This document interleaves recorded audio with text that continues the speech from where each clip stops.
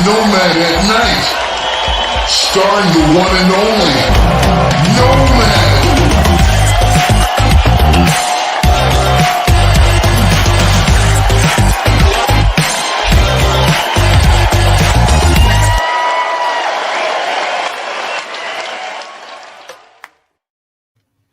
Yo, Nomaniacs. Welcome to the show. This is Nomad at Night, and I'm your host, Nomad.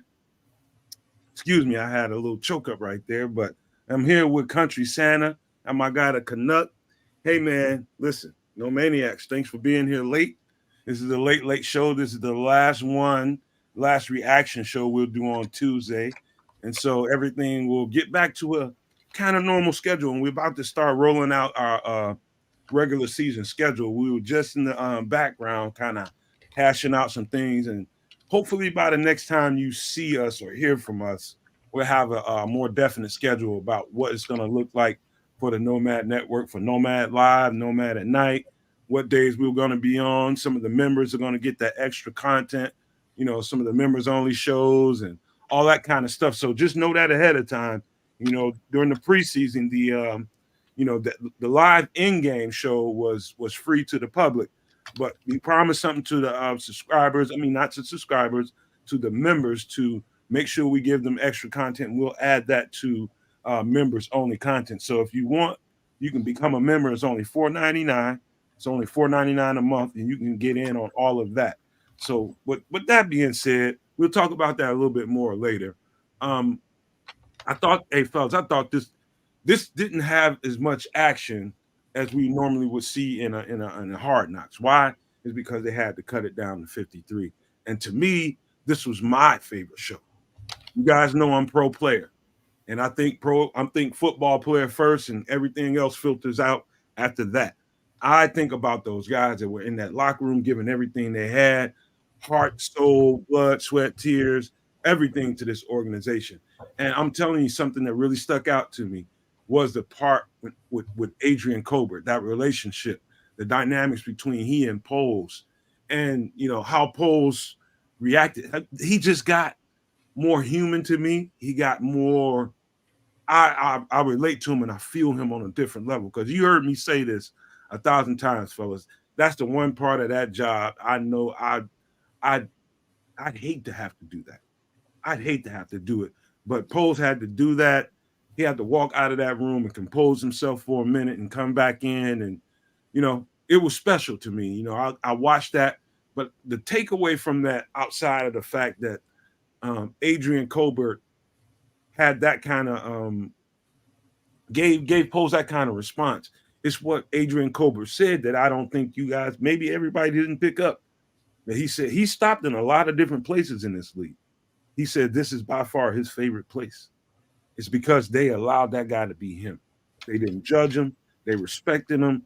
And that helped him out. And so if you want to look at that show again, look at that part, because that was a very sincere part of this show. And so I absolutely love this show. It was my favorite kids. And I'm going to watch that again because that part in particular was really special to me. Oh, jeez.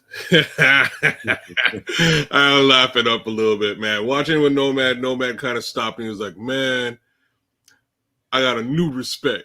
And he had to say it. He had a new respect for Ryan Poles. I wish I could argue with the man. I can't. This episode really gave us a good look at Ryan Poles as a GM, really a good expose on what he had to do and go through when it comes down to cutting down from 90 players to the 53, the final 53. It was heart-wrenching, and not once, but maybe 3 times that episode you heard, you know, this is our least favorite time of the year, right? They had to kind of outline that, and the sentiment was thick. It was there. Part of the real upside to all of it is, even though the connection between, you know, coaches, GM, and many of these players was there and true, they had to let some of these guys go. The best part is they were able to retain a fair amount of them, right? I think that's really the silver lining behind all this. Unfortunately, Rip got away. He's gone up north to handle the reins on the Minnesota squad. He's made the 53 over there.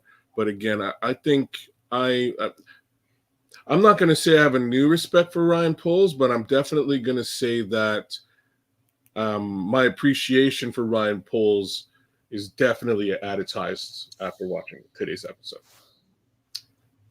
Country Santa, what did you think, Doc?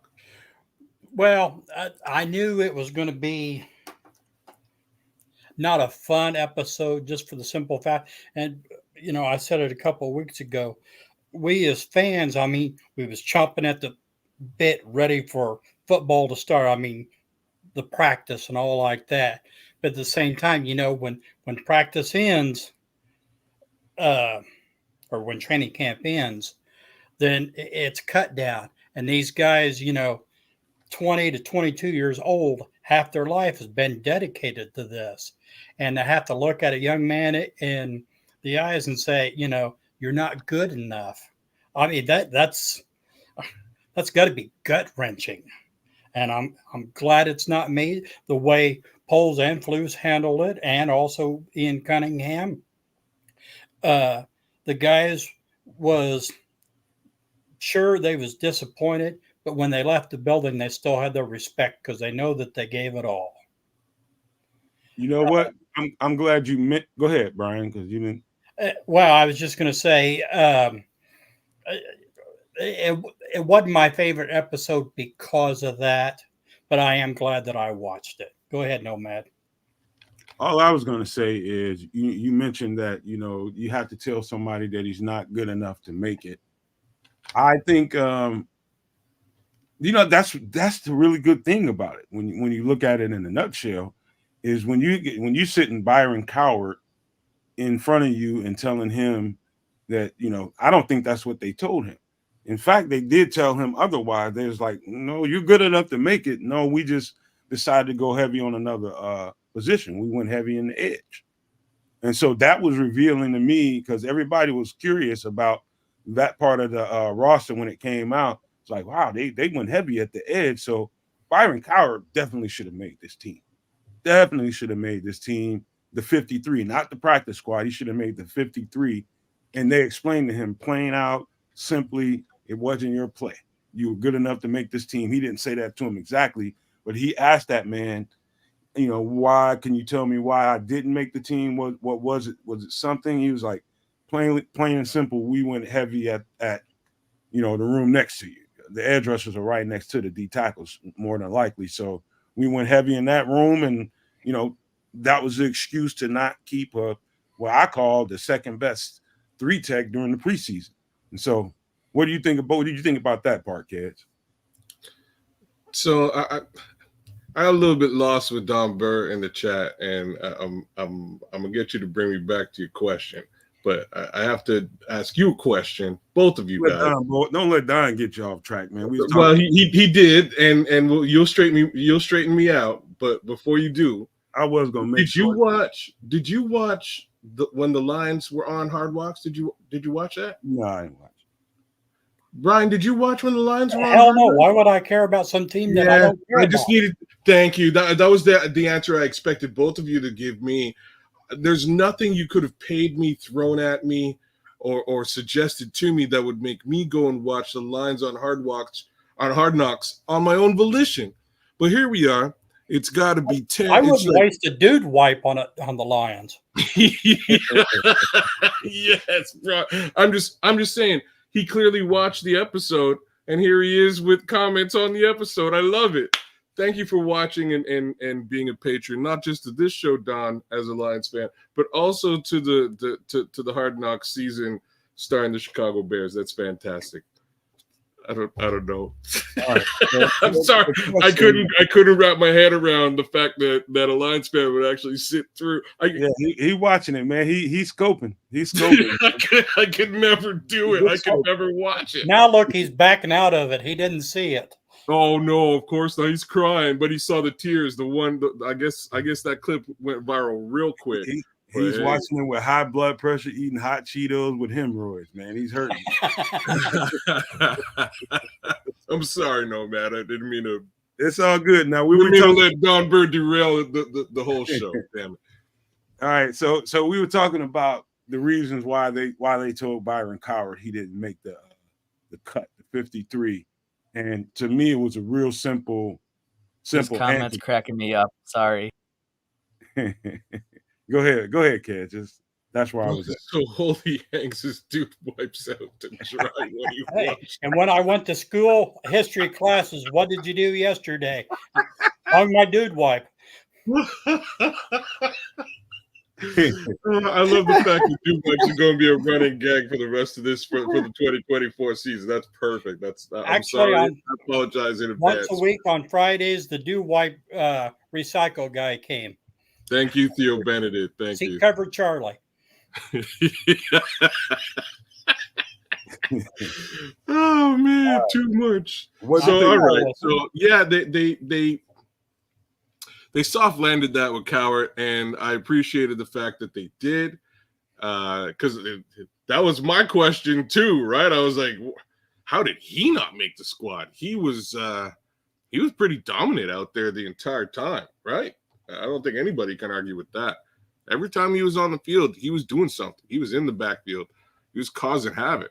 So, yeah, Well, I what can see about why they Baskerville? same things could be said for him. Same things could be said for Reddy Stewart too. So, Yep. The fact is, once and again, there's some real, honest to goodness depth on this team in many of these rooms, and in some cases, and like to be like, in at least 4 cases, they had to let go of a guy that that they had to scratch their head about, and we'll go with the maybe 5. The quarterback room, both of the quarterbacks could have stayed here. One did. Linebacker core with Baskerville. We're talking about Reddy Stewart on the other side. You know that, and then you come back down to Byron Cowart. I appreciate the way that they broke the news to him. I think he appreciated it too, because like I'm honestly very surprised he didn't sign with another 53 out there. So elsewhere in the league, I think he has that capability too. But hey, that's Brian. Talking about Coward and how that went down. Like I said, if he would have made the 53, I would have not been shocked. Yeah. And that's pretty much all I got to say about that. Well, I don't know with Pickens, with his injury, if that's something that, are they expecting him within the next couple of weeks? Does that come into play? Because if he's going to be injured longer, that could have changed too. Who knows? Well, that's part and parcel as to why they got the other Williams. lineman. Yes, Williams. Thank you. That's why they brought him in to sort of stave things off. I'm just wondering if that is really is that an upgrade from Byron Cowart? I don't know. I would have to see it in real time. At some point, we're gonna have to look at the updated Bears roster, because they put out the weekly 53-man roster and depth chart. We'll take a look at that, and I'm gonna say this ahead of time: don't give too much credence to that. It's what the roster looks like on paper. Their depth chart, that doesn't mean like they got a couple of things that's real funky looking on there. I looked at it a couple times a day, and the truth is they don't want to give too many tells. You know what I mean? You might see a player like, what's he doing second in depth over here, or versus he should be over there. You're going to see funky stuff like that when we look at that. But I would look no more into the fact that they don't want to give too many tells. It's a pretty much a typed out. We got to give a depth chart. Let's just type some stuff up and put it out there. It's what it is. But as fans, people doing podcasts like us, you got to read into it a little bit and talk about it. So we will do that here shortly. But Byron Cowart, there's no reason other than some couple of things. I think they're trying to figure out some stuff in that edge rusher room, that they need to put some guys on the field like on Sundays during real games to find out. That may not be the same. That room may not be the same in a couple, 2 or 3 weeks from now. I mean, it could be some real abrupt changes. If they go out there on Sundays and they're expecting, let's say, Dominique Robinson or Daniel Hardy, who I expect to continue at the pace he's been playing at. We don't get the same push from Dominique Robinson that we saw in the preseason. He somehow gets relaxed and doesn't play with his hair on fire like he did in his preseason. I wouldn't be surprised if there was a move made there. Plus, we have to really pay attention to Jacob Martin. Is going to be a factor in that room. I've been saying that all off season. We didn't get to see him, but trust me when I tell you, when he gets there, we'll know he's there. And so I think they had some pieces that they really liked versus the pieces that they had in the D tackle room. And I think, to make it really simple, that's why they went heavy in that department. Makes sense. I'm not going to comment the comment that I'm thinking. So, like, you know what I mean? Like, my thoughts there is they might be a little bit worried about the D tackle position, and instead they've doubled down on the defensive end. If they can find an answer at the edge, then pressure likely won't be coming up the center. It'll be coming from the two sides. Again, still in a situation where you can only double team so many guys, so it works out that way. But to me, it sounds like they think they might have an answer at the edge. Maybe they're a little bit more worried about that tackle situation. But Well, either way, it set them up to where they're flexible enough between now and the trade deadline. You can see where you're weak at.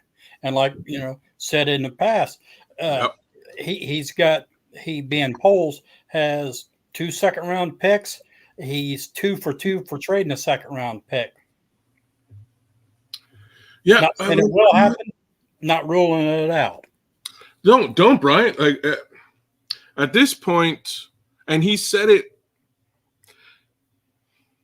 He said something today, and I can't quote it because I don't remember exactly what he said word for word. But he said something today that made me think about.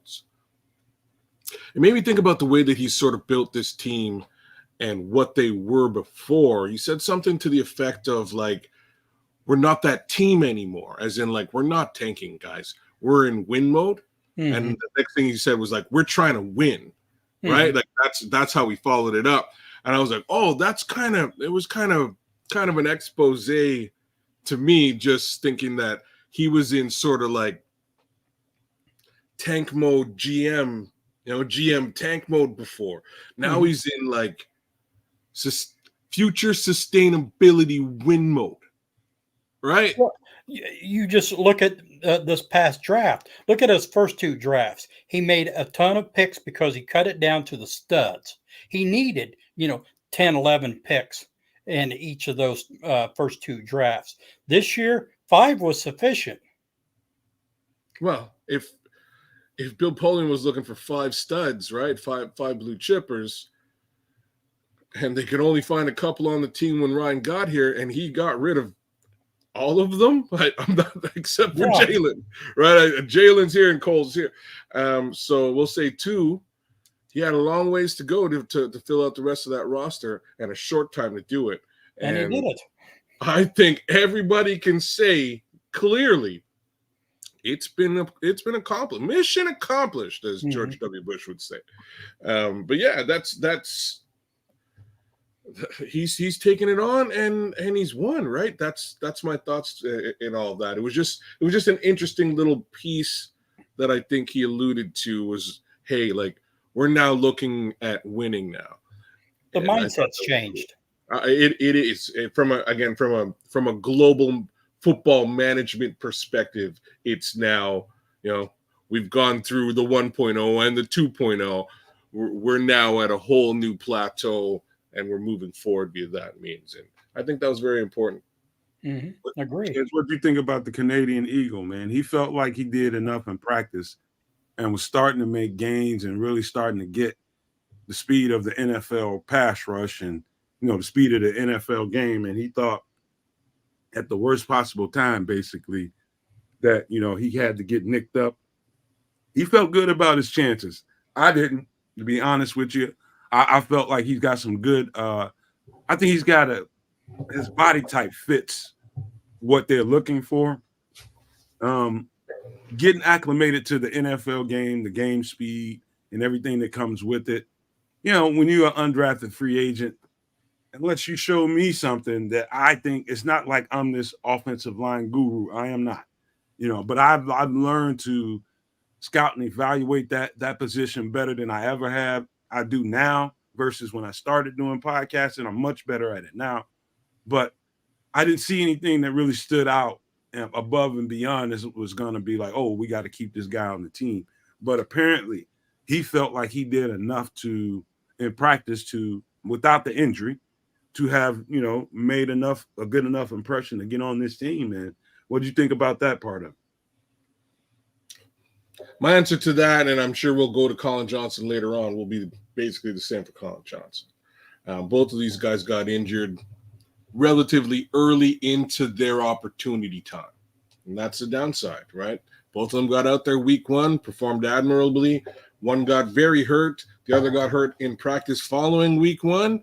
And neither of them are on the team on the 53. Both of them are on the practice squad, because I think the team saw something in both of them, and they want to continue to nurture and develop that and see if there's something they can utilize it for down the road.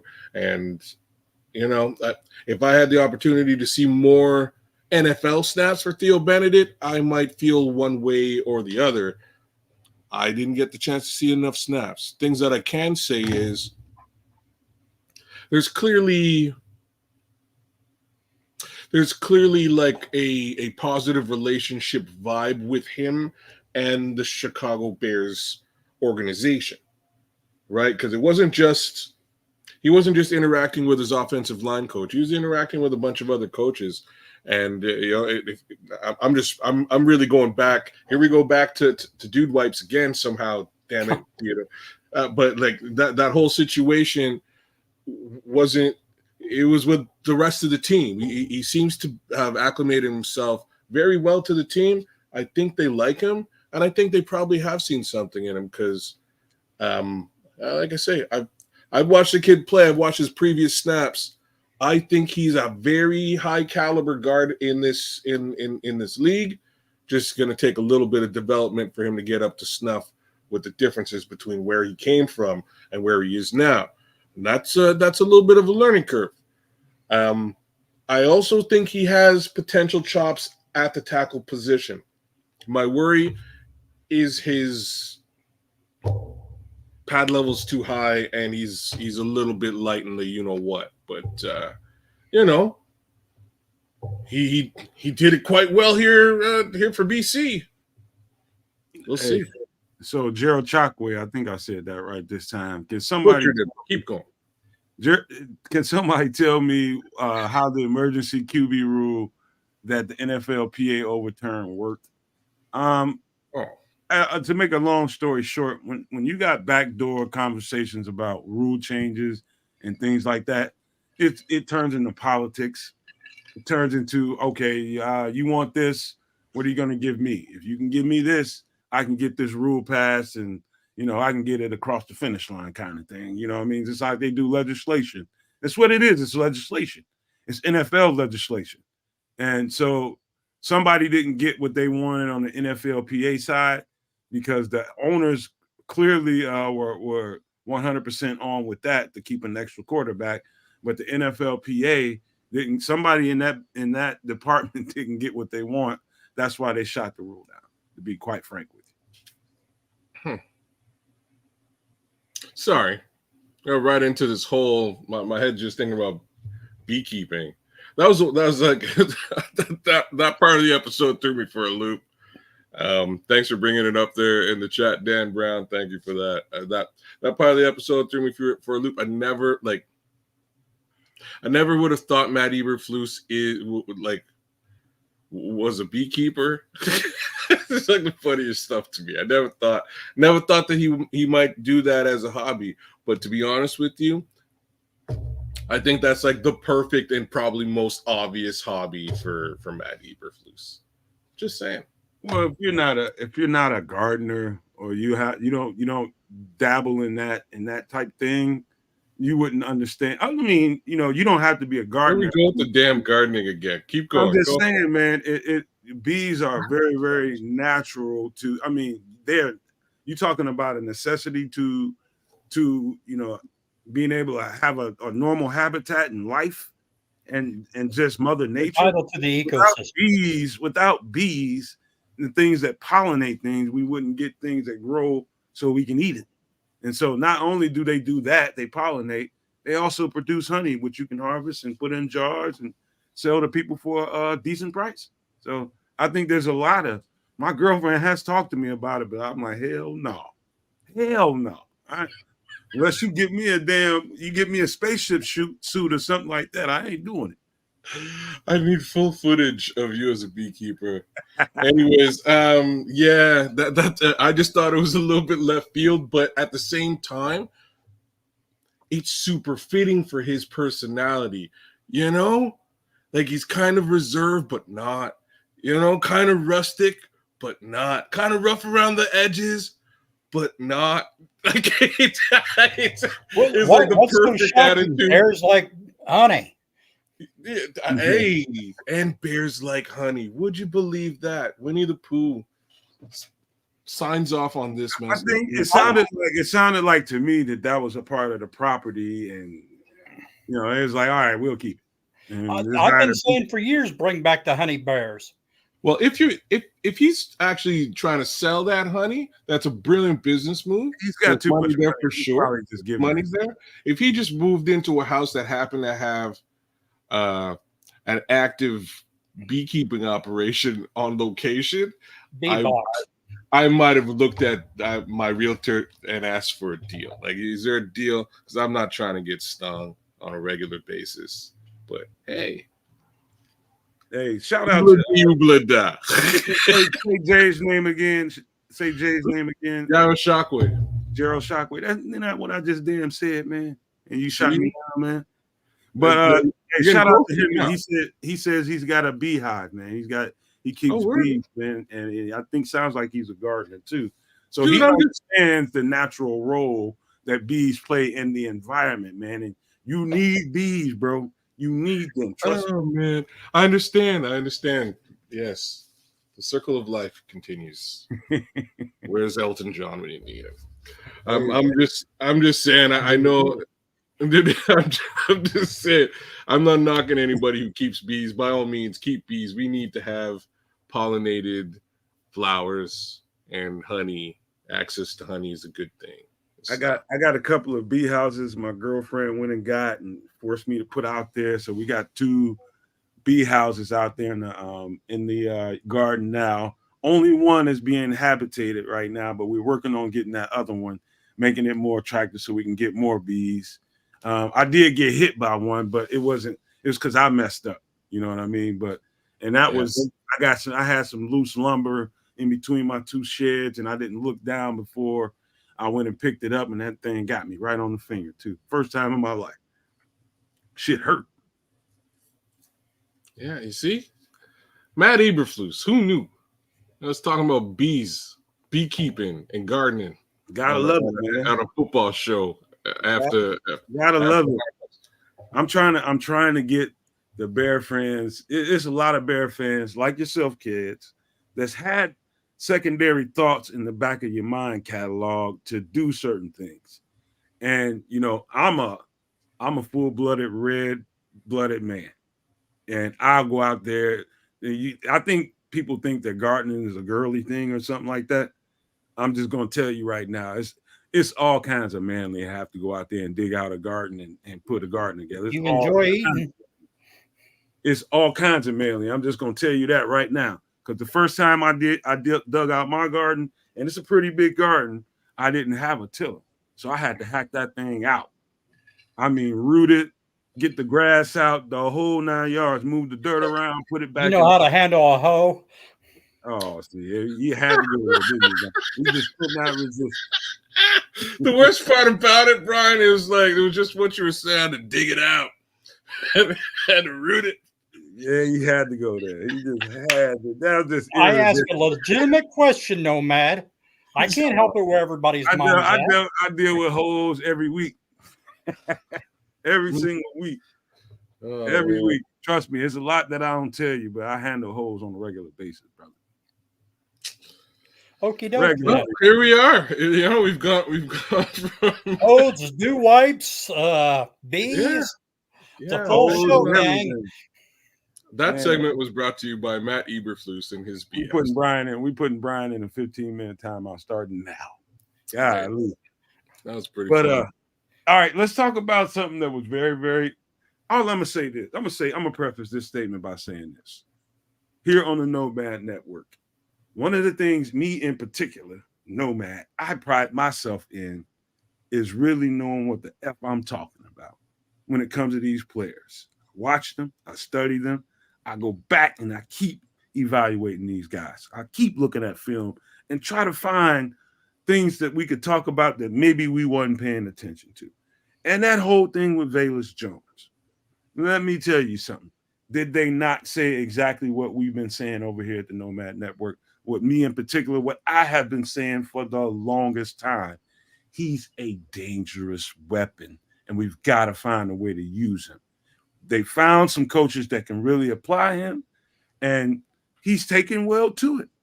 He's probably better suited as a running back, a receiving running back, as he is a receiver that spends a little bit of time in the backfield. You know what I mean? I was so proud that, and I could tell that Ryan Poles was ready to get on the table for him. Chad Morton was ready to get on the table for him. And quite frankly, you're going to hear a lot of bitching and moaning in this next week. Excuse me, guys. I had a fruit fly in here. In this next week about, I can't believe the Bears turned down a 4th rounder for Velus Jones. Think about what would happen. Let's just say if that was Detroit that called Ryan Poles. And Detroit had a plan for Velus Jones. And they took advantage of him, and they used Velus Jones to bust our ass. So all before you get to watching Twitter and all these people, these podcasters, these reporters that's going to start bitching at Ryan Poles about not taking, because kids is probably finna do it the same way, about not taking a 4th rounder for Velus Jones. Think about what a coach can do with Velus Jones' skill set to the Chicago Bears instead of thinking about you not feeling good about what he's brought to the team so far. He's developing. I think that was the best thing he's done almost since he's been here, was deny that 4th round pick. Get a coach in here that knows how to coach a guy up. I'm telling you, I've been telling you for a long time. I think Caleb Williams. They need a coach to get this dude where he needs to be, apply his skill set. And I'm just saying, Caleb Williams is probably he's probably a better move than the Velus. Okay, whatever, man. You just want to, yeah, whatever. I'm just saying you're blowing it up a little bit. You're blowing a little bit out of proportion. I think some of the best move that you make is not making one at all. Ryan Poles has made here. Sometimes the best thing you do is not making a move at all, depending on what's offered to you. I'm not even dissing somebody wants to offer that man a 4th rounder for Velus Jones. What does that tell you privately? Well, what it tells me is that somebody covets speed, and that the league covets speed, and that the Chicago Bears coaching staff covets speed, and Velus Jones has speed. That's what it tells me. Put the ball in the fast guy's hands, we see what happens. What's really cool is that we got to see him accelerate through holes, which was a little bit different. We haven't really had the opportunity to see much of that for all kinds of different reasons, which we're just not going to rehash today. But we got to see him accelerate through the hole. And that's not an easy thing to teach. He seems to have acclimated to that, found some daylight, and bursted through it and got to the other side. And I can see him doing that on a regular basis, to be, again, quite frank. So whether it's for us or for somebody else, I'd say we'll see what happens. Ryan Poles has made a decision. Looks like the guy's staying. Now, Nomad, you mapped out the one situation where it'd be absolutely stupid to make a trade like that, and that's if you're trading it to the Lions, the Vikings, or the Packers. Yeah, that's just a stupid trade. It doesn't matter who. Could be Velus, could be Tyler, could be anybody. Just don't trade within your division. That's just madness. What if it was the You'll see Texans? that guy twice a year. What if it was the Texans? Oh, well, yeah, sure. Send him to Texas. We don't see that. But you gotta play them week 2. You're gonna give them Velus. That's fine. That's one. Yeah, like it's so much different. What you mapped out, it's different than Texas, right? We see Texas this season once in a blue moon moving forward. It's not like we see them twice a year, every single year, and you got to deal with Velus Jones, and he's got a vendetta against you, or you got to we got to do with David Montgomery now. That sucks. We got to see David twice a year, and he's going to have a revenge game against us. Well, you're not going to take the 4 if it's coming from Green Bay or Detroit. I wouldn't take anything that ain't. I've said this before. I've said this before. I would never trade in division. I think that's crazy. I've watched TJ Hawkinson go back and forth within division. I think that's crazy. Yeah, I would never do it. I'd never give any sort of advantage or negotiation when there's 28 other teams that I could deal with that just don't, that aren't in my butt twice a year. Just look at Joseph Belinsky. Joseph Belinsky, now, with respect to everybody's chats, everybody's had some good comments tonight. But this one's got to be the most dot. This is a dot right here. Joseph Belinsky says, wait till you see Velus on the rollout with Caleb. Why this is important? Why is this important? That particular portion of the show tonight, when I think they were playing, this is the next part of the conversation I was going to. I think they put too much information out there tonight. This last episode of Hard Knocks was too much information. Those 7-on-7 plays you were seeing with Caleb, throwing it out into the flats, hitting DJ and on sidelines and all those plays, you were seeing him doing the rollouts and all that. That's the stuff you're going to see in the game. They were just executing it on 7-on-7 and getting the rhythm of it. They were getting the rhythm of it before they put it in 11-on-11 so that he has to deal with a particular pass rush. That's how that shit works. Get a rhythm in 7-on-7, take it to 11-on-11, see how you execute it. That's the stuff we're going to see in the game. The stuff you saw in there. So look at it again.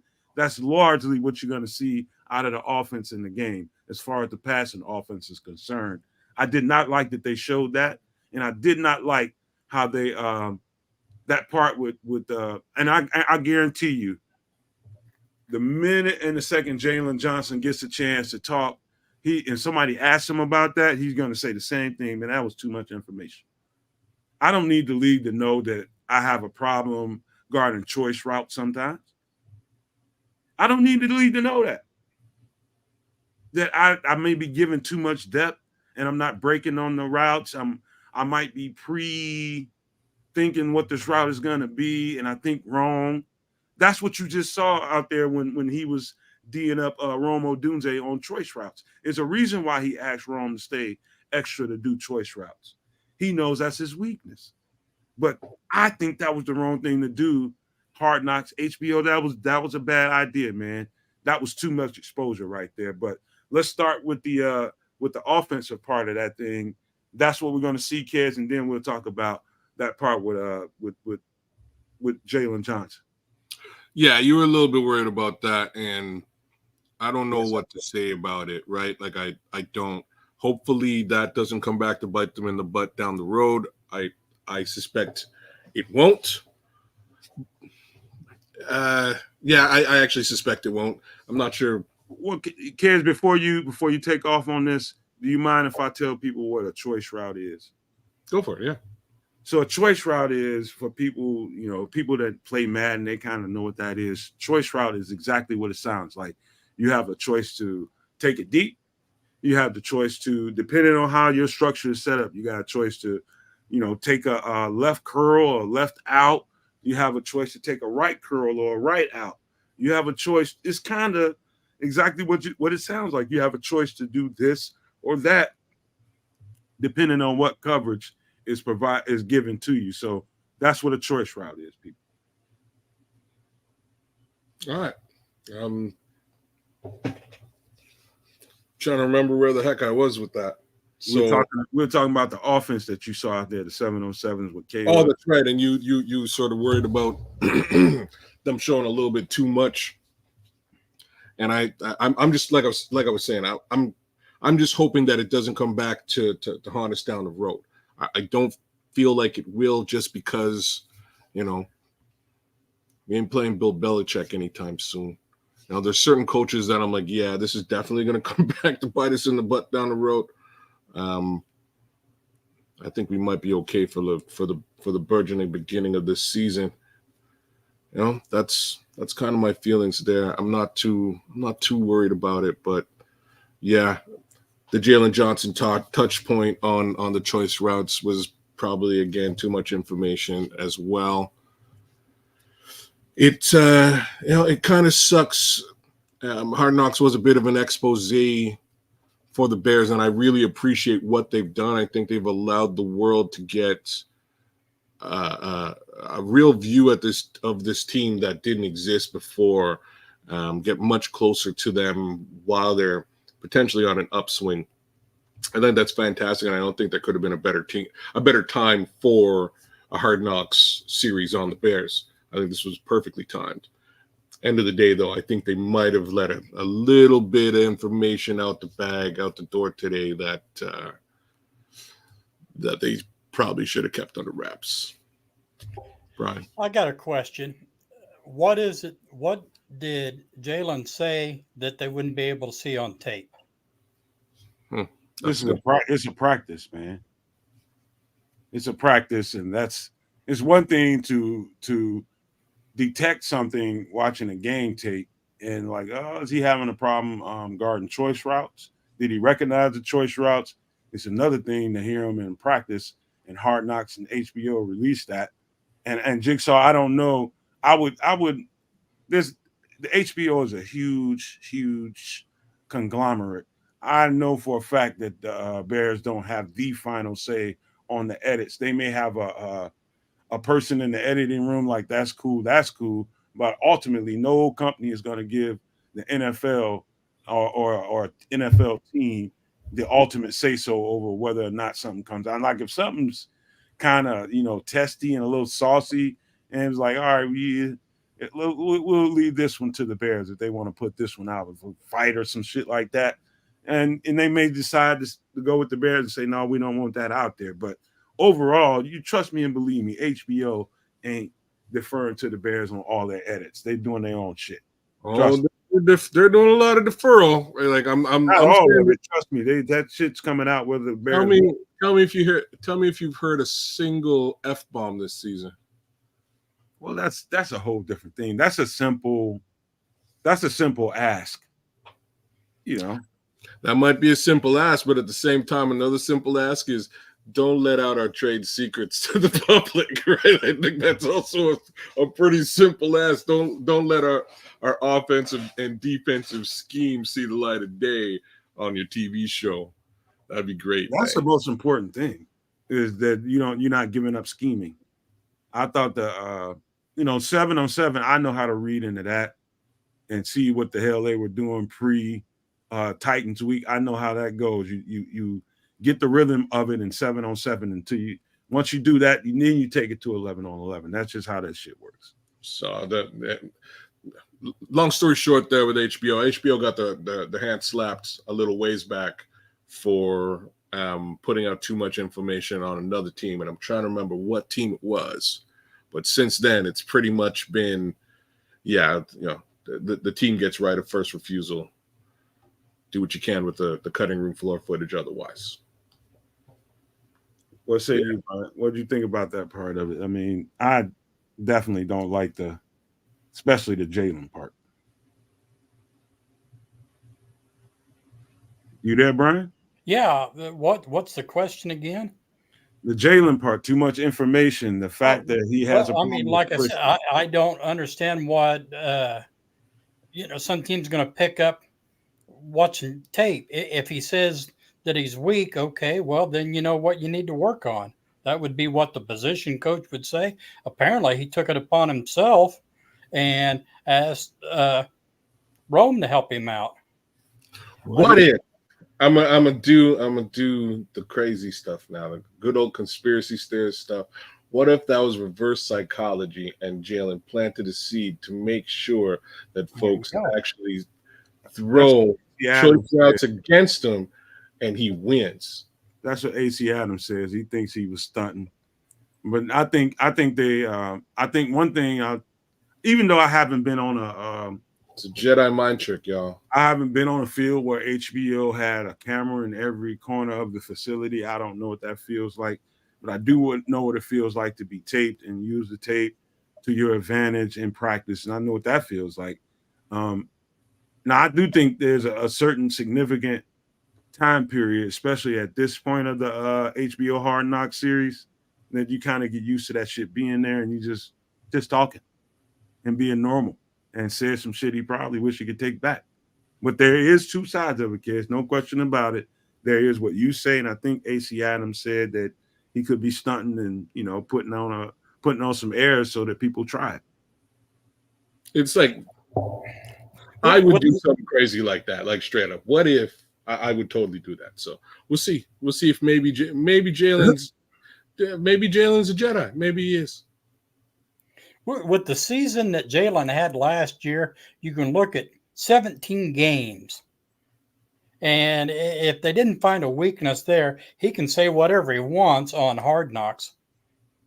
And, No do. Only huh? true. There is no try, only do. Or something Well, like whichever. I'm more that, yeah, he was probably blowing smoke and that, hey, Rome, yeah, I signed this big contract. I'm a 4-year player. I had a Pro Bowl season. I'm a little weak here. Can you help me? Oh, shoot. I forgot HBO was filming this. I don't buy that. that's a very good point. It's the last week HBO. You It's guys been here for a bunch of weeks.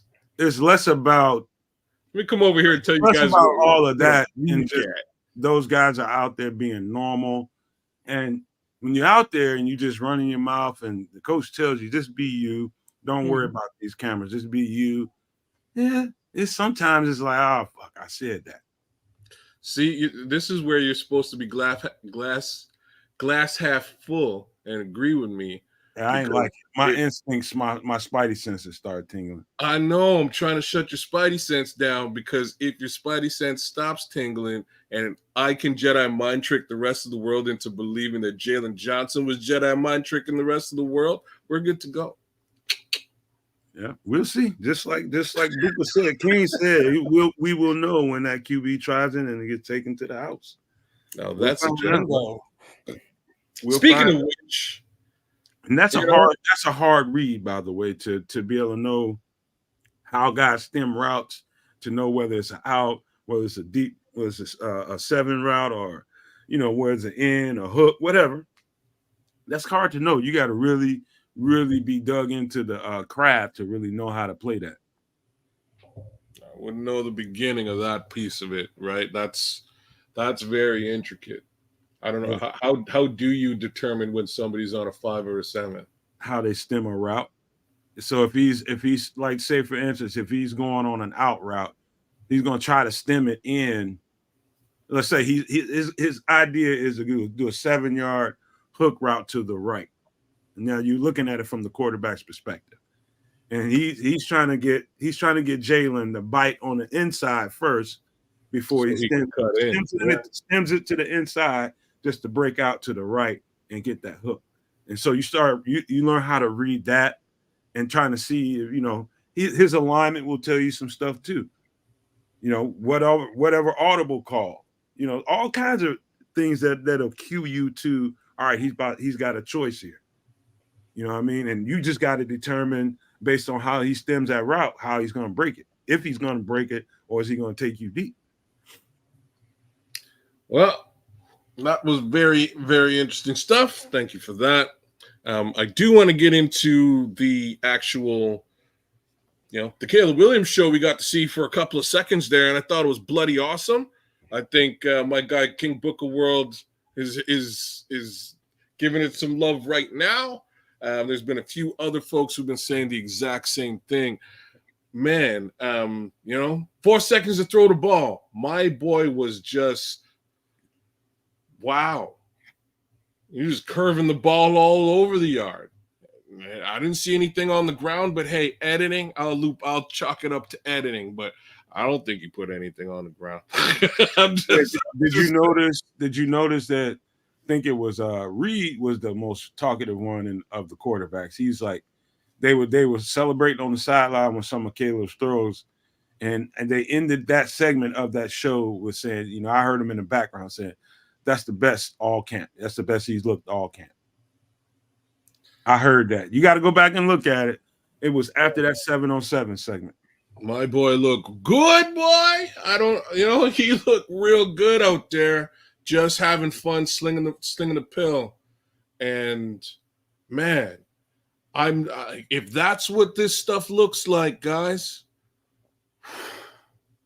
like Atlas is the world is just rolled off of Atlas's shoulders. That's basically where we're at. We got 5 more days to start to really see what I just said. If it's a reality, 5 more days, man. We are so bloody close to a quarterback in Chicago. Would you believe that? While we're going to round out the first hour. We're not going to be here. We got slants, people. My God, I'm sorry. We got slants. We ain't going to be here no 3 hours and no damn near over 2 hours a night, man. We're going to get to the point, man. And I think that unless you guys can think about something that happened during the Hard Knocks episode, only thing I would say to that to finish off this conversation for my part of it is I really can appreciate the culture that they've built in that building. Yes. And it really comes through, listening to Adrian Colbert give them the ultimate compliment saying, this is my favorite spot by far, and he's been on multiple different teams. Mm-hmm. You know what I mean? And him saying that this is the best, that's saying a whole lot about the intention in that building to keep guys together. And you just don't know how far that goes until you're in the thick of it. And when you got to count on each other, when all you got is the motherfucker next to you, that's when it makes a difference. Do you trust them? Do you believe in them? All right, man, we got to get this stop. We got to get them out of here. We cannot let them get in field goal range. We got this game. We got to keep that kind of shit right there, kids. That's when you got what you need inside a building. When I trust you, TJ, I trust you, Jaquan, Jalen, you one-on-one with him out there. Nobody's there to help you. I got it. Don't even worry about it. I got y'all.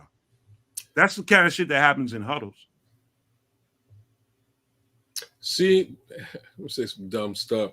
For me, that whole piece was it was a very emotional moment. Ryan had to take a second and just, recollect himself, come back and have the conversation. And it was very cool that he allowed something like that, again, red-eyed, teary-eyed to go down. Very, very humbling and cool that he allowed it to sort of be filmed that way. But I'm gonna take this in a different direction. I just think Adrian Colbert is a future European. I think he would love Europe. I think he should go to Europe. And why I say that is he's always biking around, and bike culture is such a big thing in Europe. I think he would just fall in love with culture out there. Scottish Bear, UK Bear, tell me different. I don't see you guys in the chat right now, but tell me different. I think Adrian Colbert should move to Europe. It's my 2 cents. It's those free spirits out there. I know what you're getting at. No, it's not even. It's not like I think his free spirit. He'll be a free spirit wherever he goes. The cultural differences between North America and Europe are are a lot larger. There's a lot of them, and either the only way to sort of really actually understand it is to go and immerse yourself and see it for yourself. But one of the first things you notice is bicycles. There's bicycles everywhere. Everybody drives a bike. Everybody. I'm talking 75-year-old women in dresses on bicycles, which blew my mind. I was like, and like the other part of it, the 75-year-old lady on a bicycle is fit as all, like you wouldn't believe how fit she is. You can do everything within the cityscape. You bike around. Cars are a little bit. It's not that cars are few and far between. There's tons of cars, but even their cars are smaller than ours. Anyways, I think Colbert should go to Europe. That's my 2 cents. AC want to smoke with him because he can tell he's smoking. I wouldn't. I don't know about that, AC. Yeah, you know he smoked. Yeah, you know. I'm just saying. I don't know what he's putting them. He's a mushroom kind of guy. Yeah, he's a. He on that ayahuasca. Yeah, I can't hang with that. That's too intense for me, bro. Yeah, he's a weekend in Mexico. Hey, you know what? It's great. You know, I said this a week or so ago. I think it was exactly a week ago. It's to me and my mindset and the way I've come a million miles from where I started. You know what I mean? I've come a million miles. I told you guys that on the close. You know, all the places I've been mentally, spiritually, physically. You know, and to see a person cross a threshold that he's okay being him and he's not worried about how people view him and he's okay in his own skin. That shit right there is an accomplishment all within itself because you have so many of societal norms out there that try to dictate to you what you're supposed to be. And somehow you are able to break free and be okay being yourself and not apologizing for it, as long as it's good spirited, good hearted, and good natured. You know, his mind is in a place where mine is now. You know, I'm not, riding I ride a bike every day, but it's a stationary one, but I get where he's at, man. I think I relate to him in a deep ass way. And so you got them bowls too at your house? What's that? You banging them bowls too? Oh, I got them. You got bowls? I got them. Wow. I got them. But that's a whole other thing, man. That's something else. I don't even know what that is, but I just appreciate where his spirit is, man. And I think Ryan Poles, singing bowls. That's the sync. What Poles is doing is relating to the tingle that Adrian Colbert's spirit is rubbing off on him. He's probably Ryan Poles' spirit creature. He wants to be that. You know what I mean? But he's got to be a GM and make effed up decisions sometimes, and that's the way the job is. It's the nature of the beast. So Ryan Poles just fired a spirit animal? Pretty much. Bigfoot's my spirit animal. I'm sorry, it was just a funny thing to say. I'm glad I could watch it later on and laugh at myself. Hey Nick, if you don't mind pulling up the promo for the membership, man, we're gonna take a quick little break before we get into the second hour of this, and that's talking about the matchup and the tail of the tape is what the thumbnail says, and we're gonna talk about it honestly as Bears fans, and we're gonna say where we think we have an advantage versus where we don't. We're gonna talk about that in just a second here. I don't know if Nick's even with us, so I'm gonna pull it up myself. Let me see. Well, Hold on. Hold on. I'll get to it, fellas. Give me a second. Not sure which one it is. I got you. Don't worry about it. Here we go.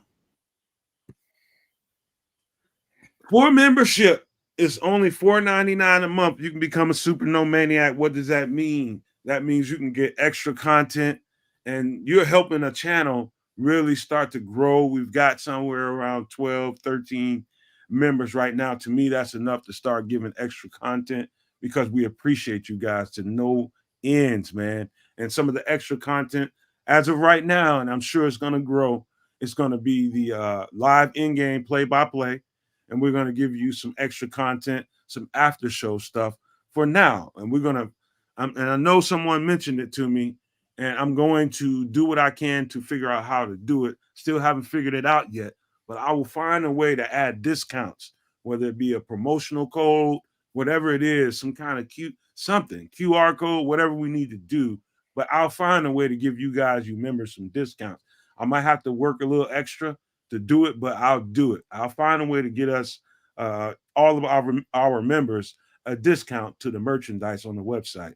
We'll figure that out, but $4.99 a month, it's not asking a whole lot of people. And I know it's your money. You can do what you want to do with it, but I believe it's fair for what I think we're going to be able to provide here soon. So I know it's a whole lot of talk going on, but that's what's coming up soon here. We'll be giving you guys some extra content and finding out a way we can give you guys something extra for your membership. So thank you guys that are already members, and thank you guys in advance that will jump in and become a member. You're just going to help us grow and reach our goals out here right now. We do need to bring on some new people. We need to bring on some new talent. We need video editors. We need graphic designers. We need people that handle sponsorships and get some of that kind of stuff going for a channel that all good channels need in order to grow. So all of it costs money. It costs us money to be here tonight. So every single dime that people can give to the channel and support of what we're doing, it all goes a long way. Everything we do costs money. Every single thing we do. StreamYard. Most people don't know that this podcast is coming to you courtesy of StreamYard. That costs money every month. Just that alone. Some of the stuff we use to make graphics, all of those things cost money.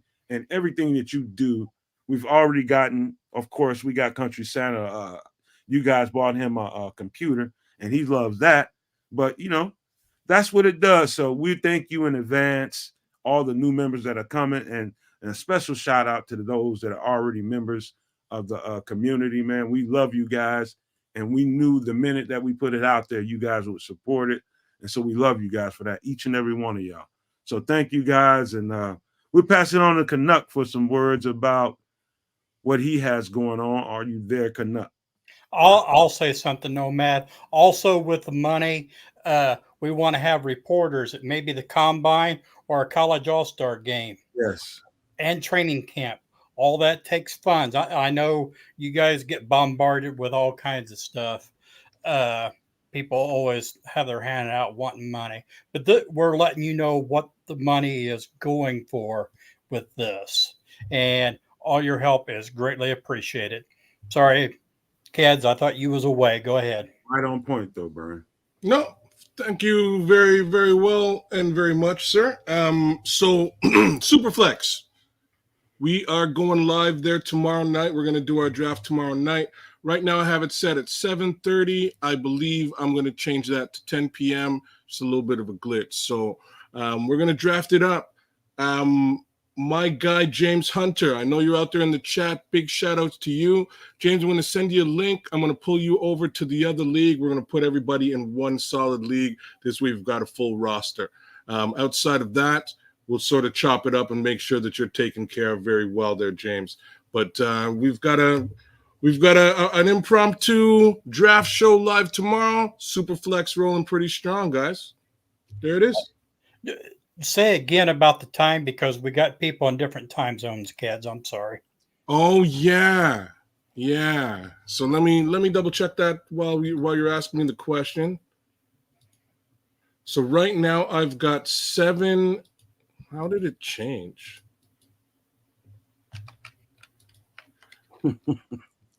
It's so weird because it won't change for me, but now it's changed that I'm aiming for 10. I'm aiming for 10 Eastern Standard tomorrow night. That's what I'm aiming for. At this present time, it's set up for 7:30, I believe, Central Time. So I'll square that up and fix it up over the next, right after the show's done. But yeah, we'll be up and running there tomorrow. Join us for the show. Should be some fun. We'll do a quick little live draft. I've already done. I did 3 yesterday, which was wild and crazy. One with the Barroom Network. Chopped it up with Aldo and his team, his guys out there. A couple of other podcasters, Swifty, etc. There's that league going on. did pretty well. Got myself a little Joe Burrow Chase, Jamar Chase handcuff action. It's pretty solid, I do have to say. So I'll probably wind up crushing them later on. So we'll see how it goes. Challenge to all those guys out there. Joey Mandel as well. Shout out to you. My other two leagues, a little bit tougher because they were all lined up at the exact same time. I'm drafting 3 leagues simultaneously at 10 p.m. yesterday. It was hell, but we got through it, and I got some pretty solid players. I think we'll have a pretty solid year. That being said, let's keep it moving, bro. So, okay, so all right. Looking forward to that tomorrow at 9 Central, 10 Eastern. So we're gonna draft that thing up. We'll just leave that right there. We'll talk about that a little bit more tomorrow and explain to you guys how that played out, give you guys all the detail we can give you. But I think I'm not a huge fantasy guy, but I can execute in fantasy now. Don't get me wrong, just because I don't like to play it. I'll tell you why, again, for all the new people in the show that haven't, just watching this stuff for the first time. If you don't know, I used to be heavy into it for several years, man. But when I start the game that I love this game before I ever loved the female. And that's being blood honest with you. I love this game from about 4 years old and beyond, since till now. You know what I mean? So when I got to the point in fantasy where I stopped watching and enjoying the game because I was watching the stat line and a box score, that's when it got a little dicey for me, man. That's when it got dicey for me. So I'm doing this for you guys. I'm getting involved in this for you guys, just so we can have some banter to go back and forth about and just have fun with it, because I don't want nothing to interrupt my love and joy for this game. Ever. Translation, he's going to get his butt whooped, and he's just letting you guys know why now. All right. So that's what that translates to. You may have executed fantasy leagues, but any fantasy of mine's been executed. Yeah, he wrote that down. He needed to write that down. That's what the pen and pad are for. No, man, but you'll see. It's funny. I'm the opposite with fantasy football, man. Fantasy football really allowed me to, to not just focus on Bears football alone and get a little bit better acclimated with the teams and players across the NFL football league. And over the years, as teams and players refresh, you get reacclimated with what's happened, right? Like it's hard to follow and understand what's happened in Houston or what's going on in the Jets, on the Jets team, or you name a team out there. But by way of fantasy football, you have a pretty good understanding of who's who in the zoo and how their defense is doing. You might wind up staring at one stat versus the other a little bit more so than not, but it's all tallied for you. So it's all good fun. And like I say, I'm going to beat Nomad this year. So there's that. So King asked the prime question: do we have a full league? No. We need we don't have 14 men. If there's other folks who would like to join, the link is always up. Let me know. Heck, I'll throw it in the chat right now. That being the case, we've got 10, and I think that's good enough to do a draft. Should be fine. But if you know King, if you know guys that want to jump in just to compete, just so we can fill that thing out, feel free to have them jump in here, man. We can use that, man. We do want to see a full league and do the whole, how many, 14? 14, you want 14, right? I would prefer 14. It's just it's not easier. It's a better draft. But it doesn't matter. As long as numbers are even, we're at 10. I can live with 10. It just means you guys have access to more players to potentially use against me. So yeah, reality, right? Like that's what it shakes out. We're about at 10. So if you know a few guys that can jump in and want to play in one more league, man, get them to holler at us, man, so we can get this league filled up. We would love to get this thing to 14. Okay, well, there's one. All right. Yeah. All right. So that being said, man, Nick, did you get the let's look at the Tennessee Titans roster, man. Let's look at this tail of the tape right quick. If you got it, Nick. Nick, yeah, there. Okay. Nick is jumping in and that. All right. Can you guys see that? Let me know in the chat if you can see this roster. Oh no, I'm good. I can see it. Let me know in the chat. Give me a thumbs up in the chat if you guys can see this roster we're looking at. Let me know in the chat because I'm looking at Calvin Ridley as wide receiver 1. Who is that? Nick Westbrook. I don't know what his last name is. Kenny. Kenny. Let me see. Did you scroll down a little bit, Nick? Maybe you need to scroll back to the top. Or is that the top of the roster right there? Okay, it was the top.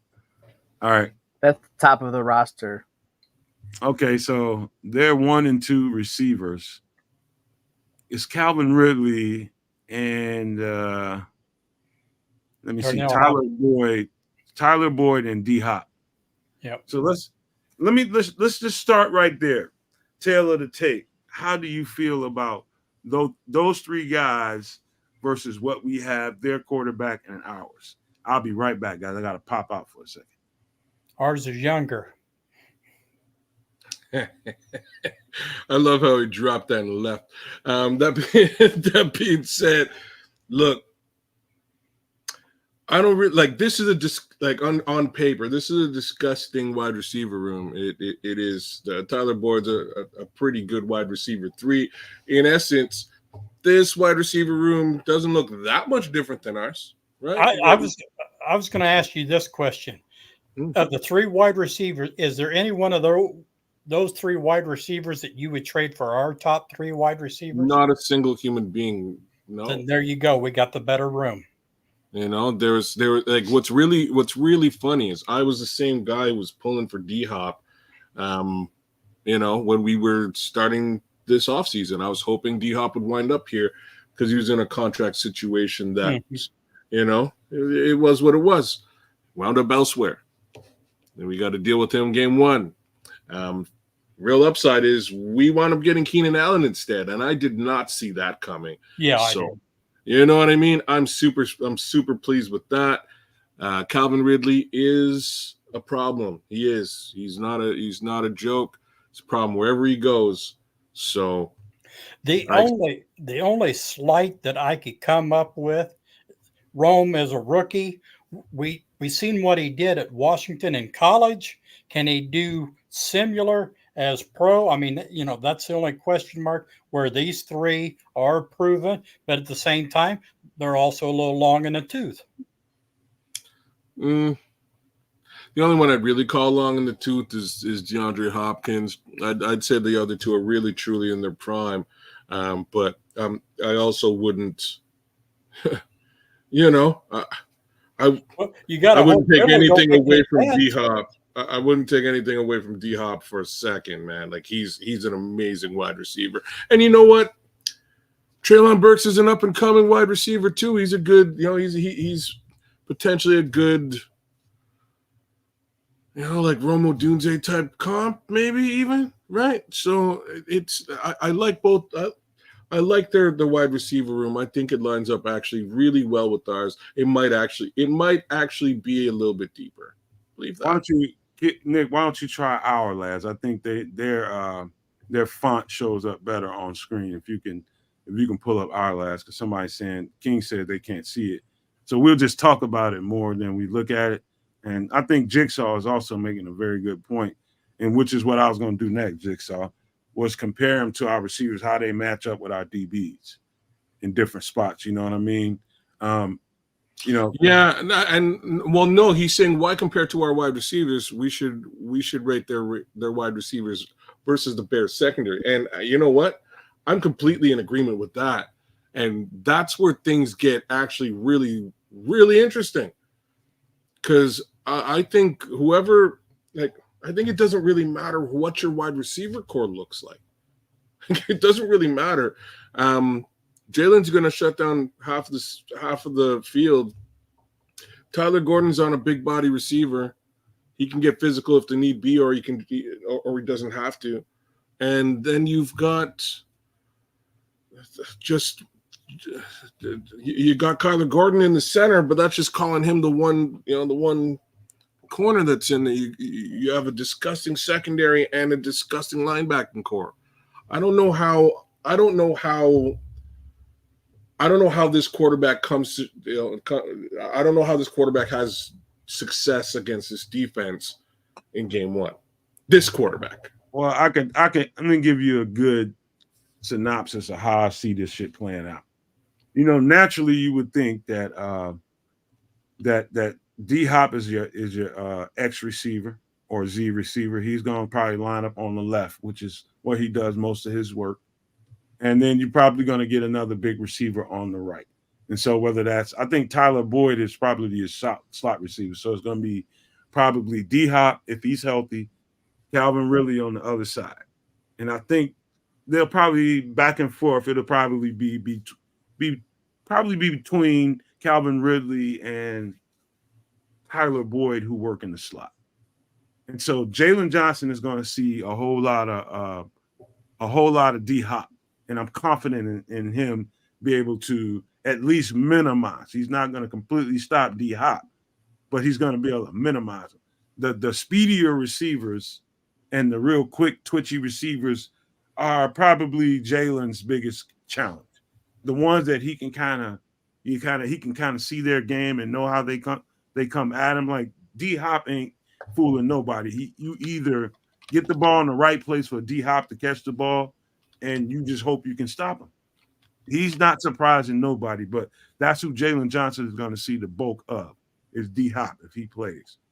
Calvin Ridley is going to be working with. It's going to be a challenge to basically Tyreek Stevenson. And then Tyler Boyd or whoever plays in the slot. I don't know what role. What's the second or third year receiver? What's his name? Treylon Burks. I don't know what his role is going to be this year. I don't know, but those are the guys that come particularly in mind. And he's going to have to deal with whoever the slot guy is going to have to deal with Kyler Gordon.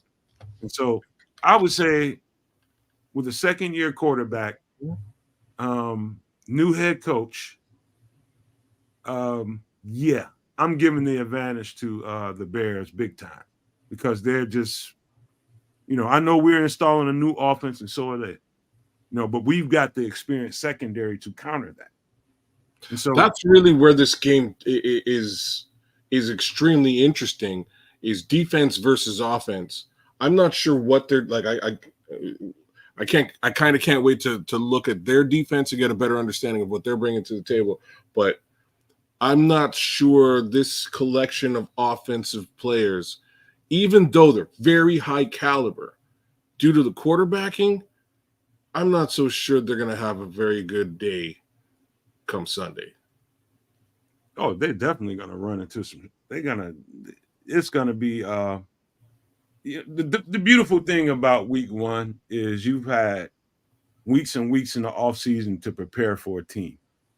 They've had weeks and months to sit there and look at Bears film and try to figure out how to attack us while installing a new offense. So there's ups and downs to it. And so they will get plays off on us because they've been working on them for weeks and months. But after about 2-3 quarters, the Bears will know exactly how they want to attack them. That's actually – sorry, go ahead. No, you go ahead. I was just going to say that's actually very poignant. I hate to say negative stuff, but how the Bears lose is they didn't come prepared for this game. For game one, right? If the Titans simply come to this game prepared like they've been preparing for game one for the past, all the way through training camp, etc. This is game one for them and they're ready to go. Yeah, okay. I can see it. Flus didn't have the boys ready to go game one last season. Was it against a divisional rival? Yes. But to me, that was a bit of an indictment. You really needed to come out gangbusters. And that's what I think is going to happen. I think this team comes out gangbusters. I think the Bears crush this squad. and really start to put the world on notice. It's going to be hey, great game by the Bears, but is this sustainable? And then that's going to be the question for the rest of the season until it's holy smokes, the Bears have been on a tear. They go into the playoffs. Well, and even as far as that goes, kids, at the end of the year, say Caleb gets almost 4,000 yards or right at 4,000 yards. There's going to be some people. Well, he has 2 Pro Bowl wide receivers, an ascending tight end, a top 10 other wide receiver. He should. So you're always going to have somebody that's either going to be bitching and damning about something, or they're going to try to, we're not going to make this big of a deal of it. The Bears could win every damn game by 100 points, go undefeated, and there's going to be somebody that'll say, well, it was just smoke and mirrors bullshit. Well, but this is what I'm trying to say. I don't think the league's ready for this team.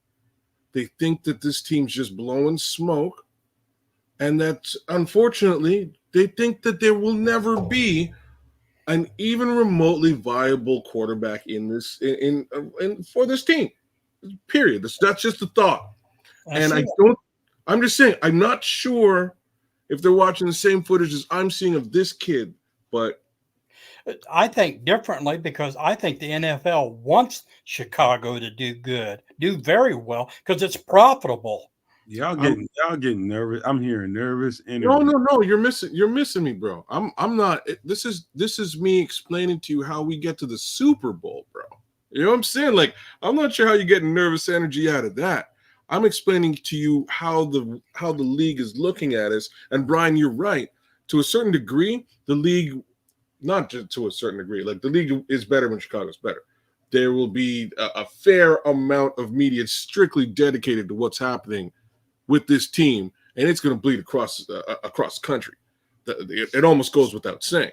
Mm-hmm. But by way of the view, Bears tax view of this team, it's going to be sort of muted for at least the first 4 to 7 weeks. I'm thinking these guys can go on a 4 to 7 game streak before people are like, holy smokes, there's really a football team here. I don't know how we went from talking about these matchups to what y'all talking about right now. But here we are. Let's go back up there to that matchup. Let's go back up to the offensive line. I hear y'all, but it's just difficult trying to, here's what I would circle with you guys if I'm the Bears coaches. And this is where I would be licking my chops if I'm the Bears defense. This rookie left tackle and this, I think, second year, maybe third year right tackle. I think they're decent on the inside, but not everything they want to be. Lloyd Cushenberry probably lifted them quite a bit, getting that center spot solidified. Peter Skoronski, up and down guard. I think he was okay at best. You know what I mean? I think at best, I've seen a little bit of tape. He's okay. He's I would say okay, trending towards solid. I would just give him that credit. But J.C. Latham, his preseason sucked. And if he's their starting left tackle, it's a good thing they got Jalen Duncan behind him, who I thought had better left tackle traits early. I think J.C. Latham may be a better player in the long run after he develops. But right now, man, I think the Bears need to be looking at chops because J.C. Latham is he's suspect. He's suspect. I've been watching their preseason. He is suspect at best. So if you want to find some line somewhere in the offensive line where we have a strict, serious advantage, is there. Left tackle, J.C. Latham. Well, that means what you're saying is one of these edge rushes is going to eat. So, What say you, Brian? I'm sorry. I was just. No, I agree with Keds. I haven't seen any Titans pregame, and shame on me. But if that's the case, then if they try double teaming Montez, this may be one hell of a debut for Booker. I was just gonna say. So I think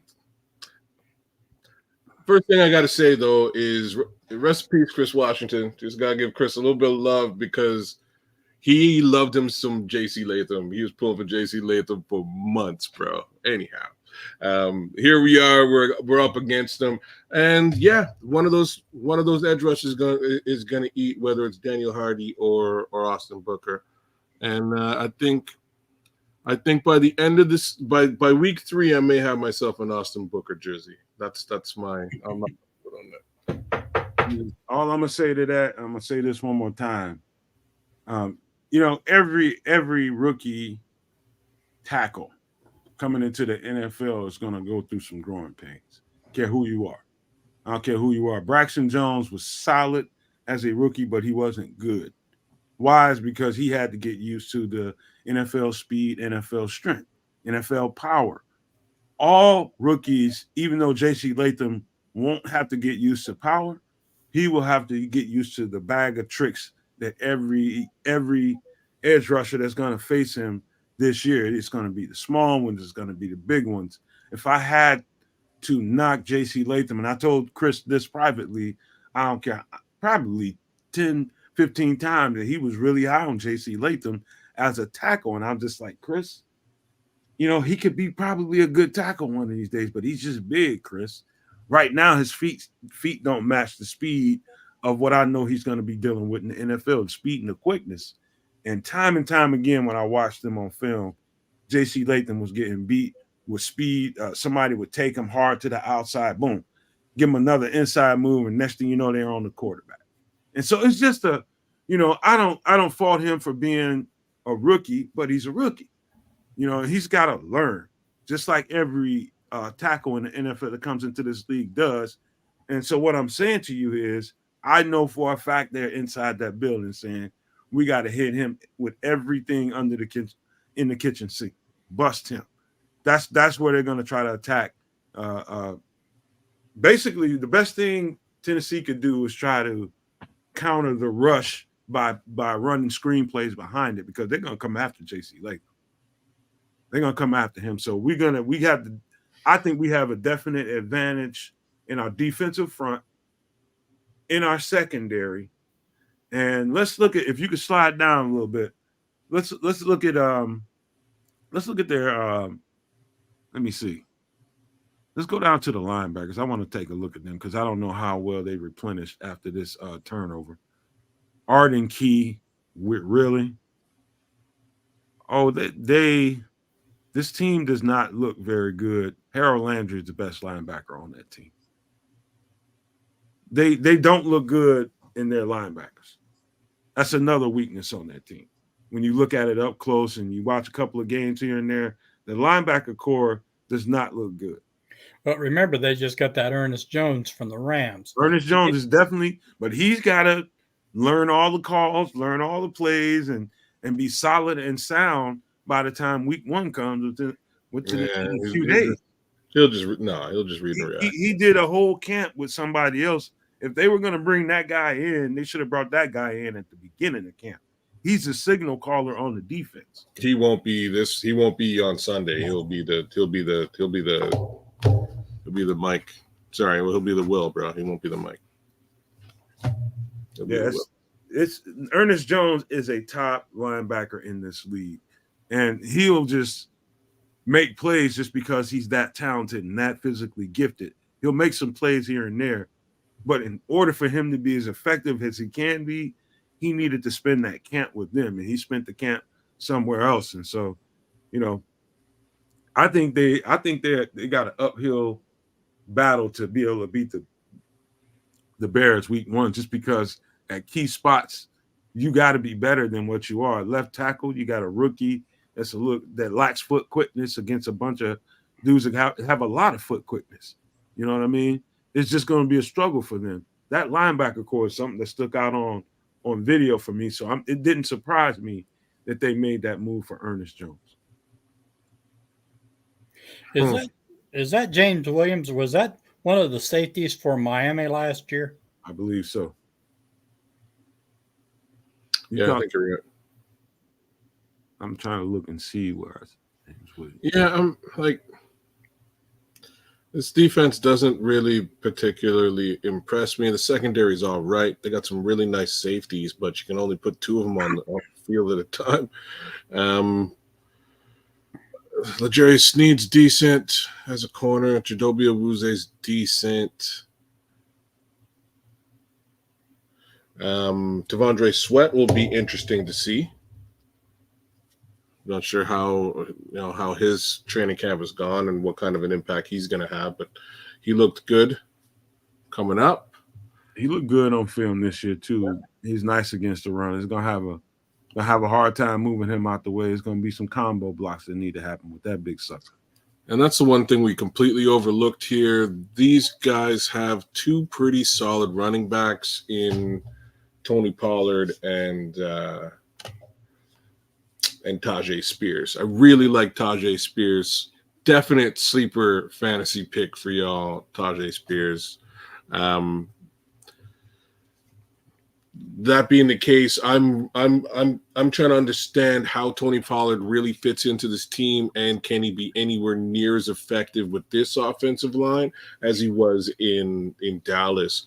I have a strange feeling it's going to be a rude awakening for Tony Pollard, and I hope that rude awakening begins this Sunday. Okay, so let's go up to the running backs. Let's slide up to the running backs, if you don't mind, Nick. That is one of their. I don't know that I would call that a particular. It really does depend on how the O-line. What's that? Depends on the O-line. It definitely depends on the whole line, how well they're executing. They got a rookie at left tackle. I don't know. Nicholas Petit Friere, I think he's a 2nd or 3rd year player. I think more like a 2nd year player. And that doesn't mean he can't execute in the run game. I don't feel as threatened. Matter of fact, I take that back. I think as a combo, as a duo, they're more threatening than number 27 was last year, or number 2, whatever his number was. What was his number? 2, big boy? Who are you talking about? The running back they had last year. I think them as a duo is more threatening than what he brings to the table. Big Derrick Henry? Sure. Big Derrick Henry, yes. I think those two as a duo, I think they're a little more threatening than Derrick Henry brought to the table by himself. Those two together. Man, I don't. Both of them have a combination of speed, quickness, and sometimes power, depending on which one it is you're talking about. To me, that's more threatening than just raw power. So that when you have to defend that, that's what you're worried about. That's what you're worried about is guys being able to get out on the perimeter and get away from your linebackers and shit like that and put pressure on your defense horizontally. I see what you're saying, and for the most part, I agree with you. Nomad, because it would be hard to defend, but Derrick Henry was able to smash defenses in the mouth year after year for a while. Yeah, that's one particular threat. That's pretty easy to defend. It's a damn good one too. It's pretty easy to defend. It's not complicated. However, when you have two more jittery guys that can really get out on the edge really fast and get on the perimeter, it stretches your defense wider than you want it to be, and it's putting the linebackers on the chase all day. Whereas when you had Derrick Henry back there, you knew exactly what was coming at you, and all you had to do was stop. You got steamrolled. Yeah, and it's an FU stop me situation with Derrick Henry, which I implore anybody in the NFL who has the luxury of saying "FU stop me" to do so and do it on every play, right? Like just run Derrick Henry every play. If they can't stop you, you win, and it works. Like it's worked for them. In this scenario now, these guys are like it's an interesting thing that you're saying. Like these guys are much more similar to each other as backs. Much more dynamic of a backfield now. I don't know if it's more. I don't know if I can use that word. Right? Derrick Henry is a one-trick pony. You're right. He is a one-trick pony, but Tajay Spears is a two-trick pony, which gives him three tricks. So like when it comes down to dynamic, it might, you know what I mean? It might not be the word I'd use. In this scenario, they're both Tony Pollard and Tajay Spears are virtually interchangeable. They're both very good pass catching backs. They're both jittery. They can go north and south, but not like Derrick Henry north south. Although Tajay probably could. And you know, I don't know. I think they're in a really nice situation where if one back goes down, the other back can fill in and or just fill in at any given time. They're virtually interchangeable, these two, and I think that's an interesting look for them. They're going to I get don't know if it's a better dynamic. look, though. They'll get more dynamic in the pass game. They'll get more out on the perimeter in the quick game, easier with those two quicker backs. It's ways that they'll have advantages that Derrick Henry didn't bring to the table. You're right. No, that's definitely true. And like I said, I think they're much more interchangeable. You're going to get sort of similar things out of these two guys without much of a drop off. Whereas again, what you were getting from King Henry was just a mouthful of football and dirt. You know, There's more things that you have to plan for, but gee whiz, Henry coming at you full speed, even if you well, how do you plan for that? You know, yeah. how do you plan for that is really the question. That's why it works. You just got to have willing front seven is what you got to have, and trying to keep him off their back four. That's all the game plan is. Slow him down in the front, get to him on the second level, and get him down to the ground so that the DBs don't have to run into that truck. Been eating up a lot of yards the past few years. It wasn't just, a fluke. Wow. I'm not, listen, I want to be clear what I'm saying. I'm not disregarding Derrick Henry. I'm telling you guys, Derrick Henry brought a particular threat. He threatened the defense in a particular way. You got to look at it from a defensive standpoint. He brought a particular threat versus what these two guys together can bring to the table, helps them be a little bit more dynamic. That's all. They won't destroy you running the ball up the A and B gap. They'll kill you on the outside, though. Yeah. You're not ready for it. Yeah, So that will be the difference. And I think these two backs can both perform that for sure. Yeah. So, I think you want to look at our roster right quick, Nick, if you want to pull that up. Because there's a few things I do want to point out. There's a few things I want to point out there. I think we've got probably, looking at it on paper, I think we've got a particular advantage if we force the ball.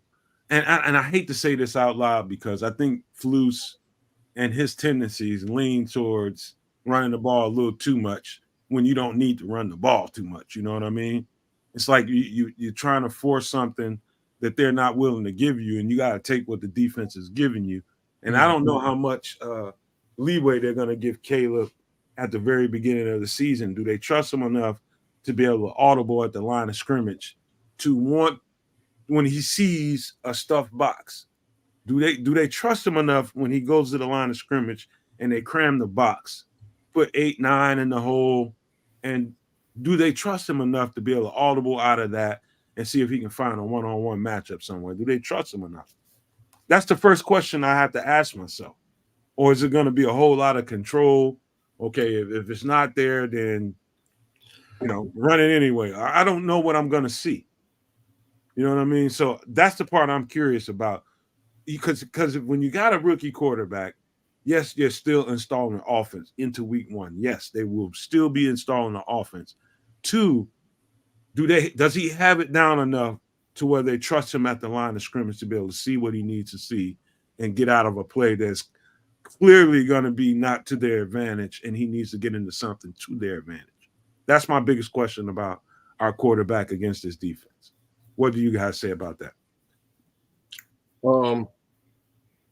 I'm saying he's not really going to get to where you're trying to get to without experience. So we're going to have to give him a little bit of time to get there. There will be a leash. I don't think the leash will be short. I think the leash will be relatively long. Actually, I think it'll be super long. And I think they'll give him the ability to do what he can and learn and make his mistakes. And that's that's where I am with that. I don't see him being able to sort of come out there and do all the magic himself at this point. But by the time we get to that game 7, game 10 situation, I think they'll completely loosen the reins, and he should be an old hand at doing this thing. Well, I think Caleb is getting excellent coaching, but I also think with Waldron, because Caleb is a rookie, he's probably going to rely on the run. I think they're going to need all of their timeouts in both halves, because he's going to go out there and see some things. They're going to trick bag him. They're going to trick bag the hell out of him. Mm-hmm. To be honest with you, then they're going to do everything they can to confuse his reads, And I do think, and I'm like Joseph Belinsky, I trust what Waldron knows that, so they'll scheme that into whatever they decide. There'll be some foolproof plays scripted so that Caleb will get out on the perimeter, and no matter what defense they'll call, you're going to have options there. Get them outside the pocket, let them roll out, let players play football. You know what I mean? And that's the best thing you can do with a rookie early on into the process, which is what helped what's his name in Houston last year? C.J. Stroud. C.J. Stroud. That really helped him, just moving the pocket for him, limiting the amount of reads that he has to take, because everything is going to be happening so fast. And so that's why we said that they were going to need to lean on the defense, because of this right here I'm talking about. He doesn't understand enough or have enough flow within the system so that he can go to the line and really call shots. I'll be surprised if I saw that once, maybe twice in the game. You know what I mean? Well, I mean, if you remember the start of camp and all during camp, that's what Flus said. Hey, we're throwing everything at you. Yeah, it's sort of, and with him sort of coming back and saying that practice is harder than the games. Yes, absolutely. They're preparing him for all of this. This is his job moving forward. He will gain that capability you're speaking of here, Nomad. But yeah, it's gonna be with the kitchen mitts for the first little while. There's no two ways about that. And I wouldn't want it any other way. Like I wouldn't. You put that expectation, because that's what's gonna happen, right? Game 1 or 2 happens. Comes across, so let's say they lose the first 2 games and Caleb's made some mistakes. The world's gonna crush him. So, I'm not gonna put that type of expectation on him. My expectation is that Shane Waldron runs the show. He tries to minimize as much of that as possible, as well as own it, especially during this inaugural period. Let him get the chance to get his feet wet and figure out what's happening. So what I think Flus emphasizes will really pay dividends in this game. You hear how many times in the press conference, pregame, postgame, during training camps, the whole process, when he's talking about draftees, I like the way he execute. Let me tell you something. I'm telling you, all the Bears fans within the sound of my voice. You can minimize that all you want to, but there's no NFL play unseen for the most part. Andy Reid might pull some wild ones out of his behind every year, but pretty much nothing. There's nothing new in the NFL, and it really comes down to how well do you execute. Does each individual player take care of their assignment on that play? Because if they don't, it all looks like shit. Yeah. Period. Any play you can think of in the NFL on this level, when you execute your assignment. I learned this when I went to college, man. We had some really, really sound fundamental coaches, just like Flus.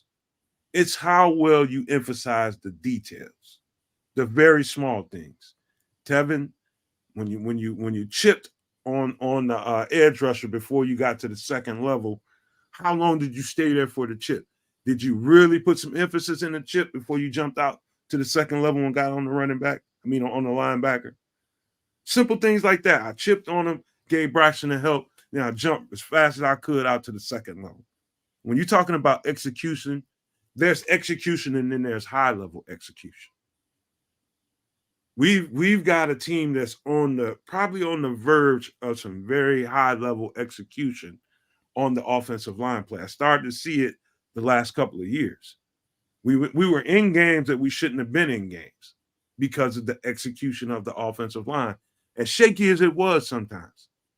But it was Fluke's insistence on making sure you execute your assignment if you want to play for us. That's the kind of difference that we need. The San Francisco 49ers aren't where they are without absolute dynamic execution from their offensive front. That's why they get on everybody, and everybody has a hard time stopping it because they execute. And so that's the question going into this year. Can this offensive line take advantage of what's in front of them? They will have a particular problem with Jeffrey Simmons. The good thing is we know we have Nate Davis here, who's dealt with him in practice for years and knows what to do with Jeffrey Simmons. The other side of it is Jeffrey Simmons knows what to do with Nate Davis. And so it's always going to get won in the trenches, guys. Games win, you lose games. It happens in the trenches. And I think that's going to be the tail of the tape that makes the most difference. What happened with our offensive line versus their D line and vice versa. Yeah, that's every game, though. Any NFL game, yes, sir. I don't even want to have that conversation up. Long story short, I like the depth. I like what we've done on the offensive line. I think by way of preseason, what we've seen thus far, training camp, etc., I think this is a vastly improved offensive line. Now, that's what I think. We have 5 more days. Say that again, kid. Yeah? Say that one more time. Say what now? What you just said. You just said something. I said that the offensive line was awesome, and I think that they have 5 more days to basically prove how awesome they are. That's more or less my 2 cents on this, because they played very well. They've done some fantastic things again through training camp and this off season. I just need to see it continue on. If there's a weak link on this line, we'll probably see it on Sunday. Yeah, I'm gonna say this one last time. I heard Fluke say this at the very beginning when he first got here, and since then I've soured on Fluke for a minute because, and I've come to feel bad about getting down on him too much because I learned him to be, I understood him to be a little too conservative without really, and I said that out of my mouth because I was upset with him about how he called a few games. And and I know better than that, because when you're calling a defense, you need to be basically confident in all the pieces that you have out there to be able to stop the team from doing what they want to do to you. And I know what was in Fluke's head. He knew that he was shorthanded with the pieces that he had, and he called those games accordingly. And it was extremely conservative, and it cost us games. Shorthanded where? He didn't have the pieces, the players with the right abilities to call the game the way he wanted to. He stuck in zones and those kinds of concepts when it hurt us. It was very you could see us coming defensively a mile away, and any good quarterback in the league can find the holes in the cover 2 or cover 3 scheme. So I didn't want to do this either. So I read an article today that basically said exactly what you're saying right now, except they were very specific with where they placed the lack of faith. And I think I'm going to end my little tirade right about there, right? So long story short, Flus made some calls last season that cost the Bears some games last season that was very specifically rooted in his faith in the players that he had on this team, or lack thereof.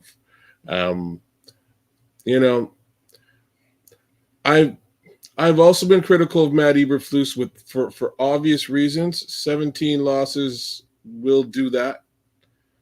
I think this is where we again. I think this is easily the slate. The slate gets wiped clean every January.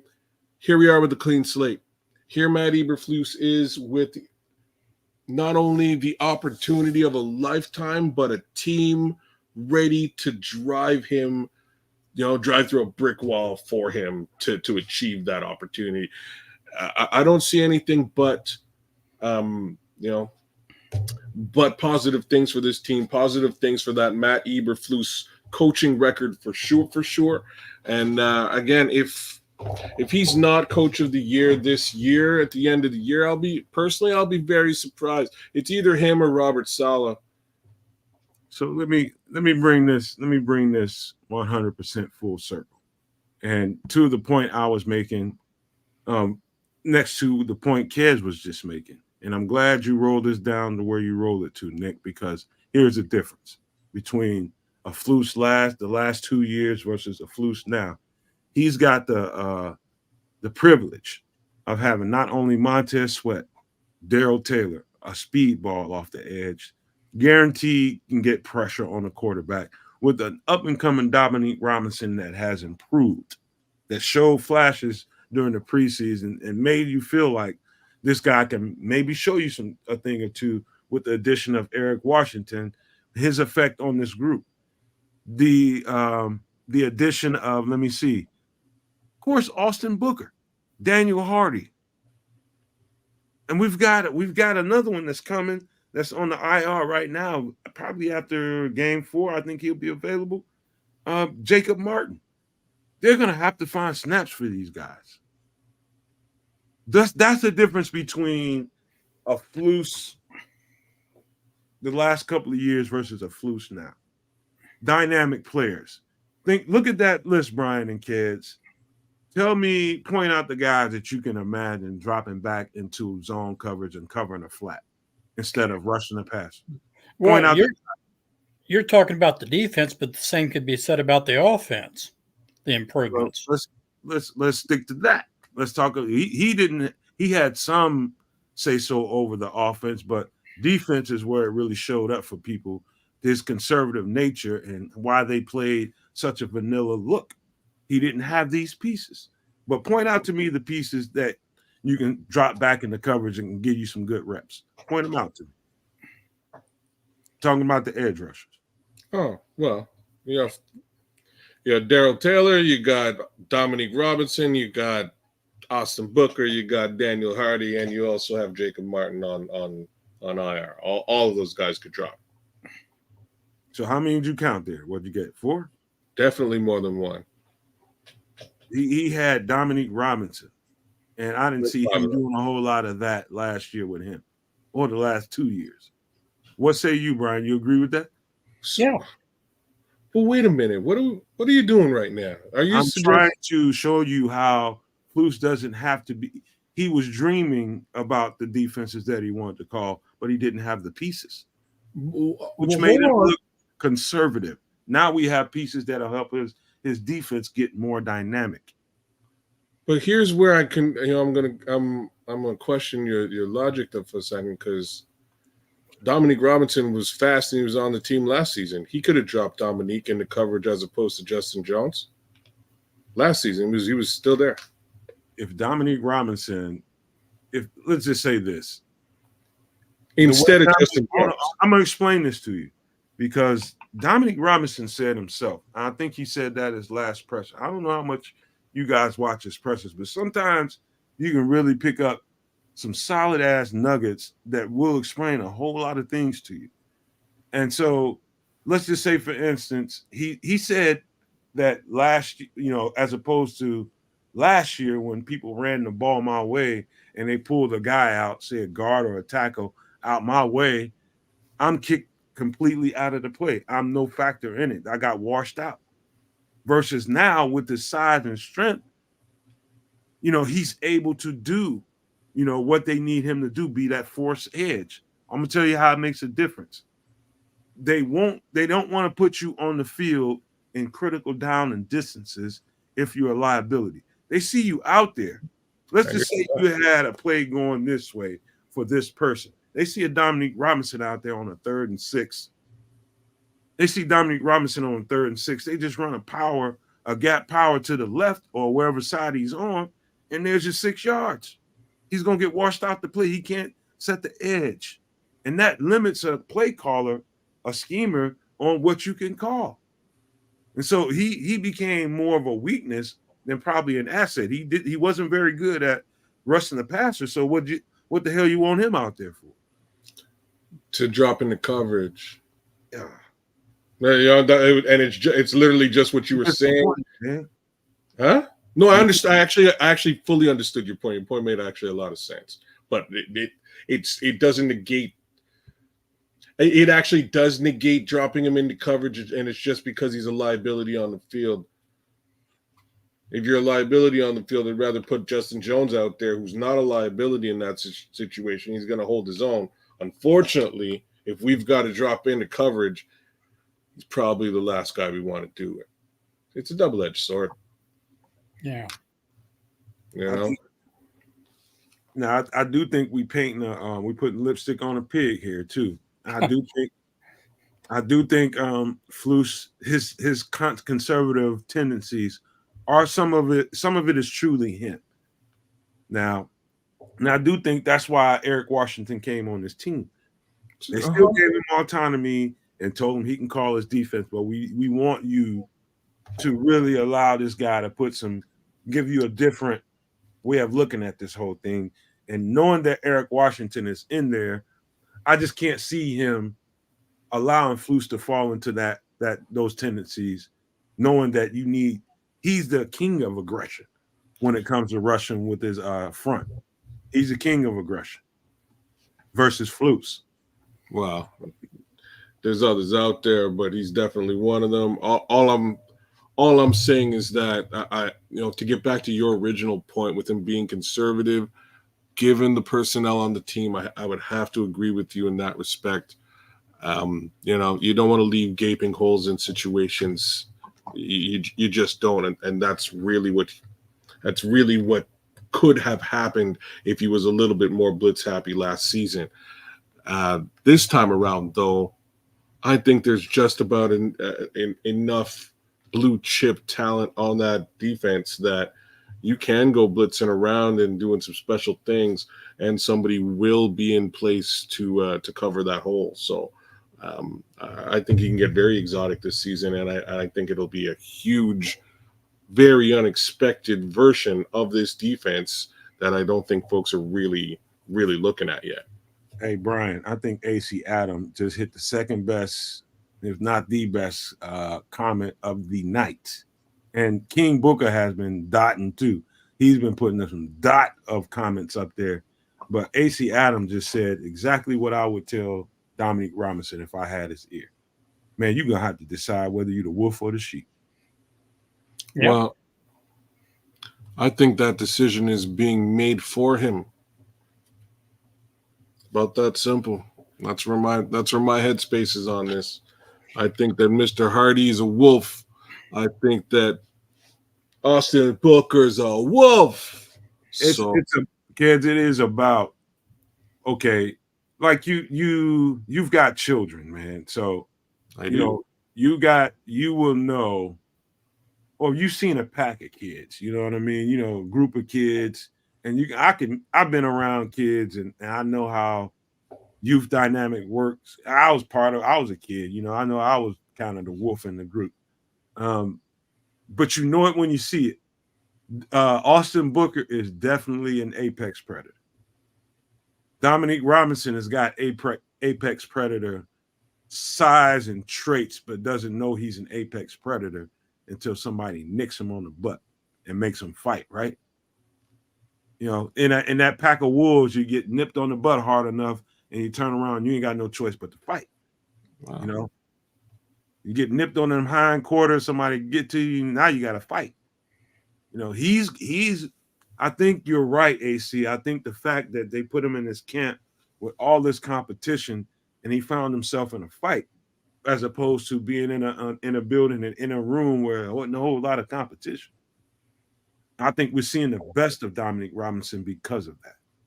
Yep. That's what I was about to say too. I think that competition, the different. Great. I'm glad we're here. I'm glad we're at this part of the show. So I'm glad we got to see that from Dom. He definitely has looked at Booker, Sweat, Hardy, whoever, this entire edge room, and gained newfound talent out of it, right? Newfound pass moves. All of these things are coming from these guys, and it's just sort of an osmosis thing.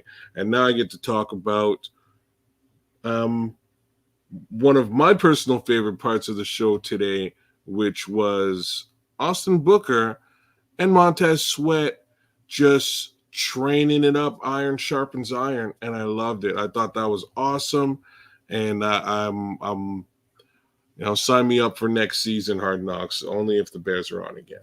Nick, if you could scroll back to the top of the edge rushers, because I don't know if kids, if you remember, Brian, if you remember, when I told you I think he'll be backing up Montez Sweat. And this is a preliminary kind of depth chart, but I do believe, because if you notice, Dominique Robinson, most of his play came off the left hash, right? And now I'm talking about from the other quarterback's perspective, he would be on your left side, right? Mm-hmm. Now they're lining up him behind Sweat, who works primarily on the right side. And I saw the best of Dominique Robinson coming off of that side that Montez Sweat plays on. So I believe they seen the same thing on film and said we need to get him more and more reps behind Montez on that side, because he was able to seal the edge pretty well, kind of force the edge way better than he ever did because he's bigger and stronger. But yes, I just wanted to note that because I think that's particular, and I think that'll stand out at some point, whether Dominique Robinson makes this team or not, or if it stays on this team or not. It's about how well he plays on that side of the ball. Well, like I said, I think he's got a way to grow, but I think in this room he will probably gain as much on the job training, the best on the job training from guys who are really good at it right alongside him. So, fingers crossed for Dominique Robinson. Hopefully good things, hopefully all good things. I think the first 4 weeks is audition between Dominic and Daniel Harding. And when Jacob Martin comes in, the loser, that's who he replaces. You couldn't have said it better than me, but I was being a really nice guy. So much for happy country. Well, see, that's the thing about being old and stupid. I don't have to show tack. Well, the truth is, there's a lot of truth to that. Dominique Robinson he made this team, but he's still in purgatory. It could go the other way if he has a letdown at any point. I think they didn't. I was surprised that didn't come up in the conversation during hard knocks, but I will keep an eye on that, and I think everybody should, because I think it's going to be interesting. Dominique Robinson could absolutely turn this corner. He's physically capable of anything. We know that. We know what his physical characteristics are. We know he can be that wolf if he wants to be, but does he want to eat? How bad does he want to eat? And that's going to be the question. And that's the beautiful thing about the situation he's in, because basically he can control his destination. He can. He could. They like what they see in him. They keep him here for a reason. Mm-hmm. They're waiting to see him turn that corner and bend that corner, that learning curve, and really become a monster of a defensive end. And shit, all I know, we could see that shit in the beginning of the season. We don't know, but we're gonna find out.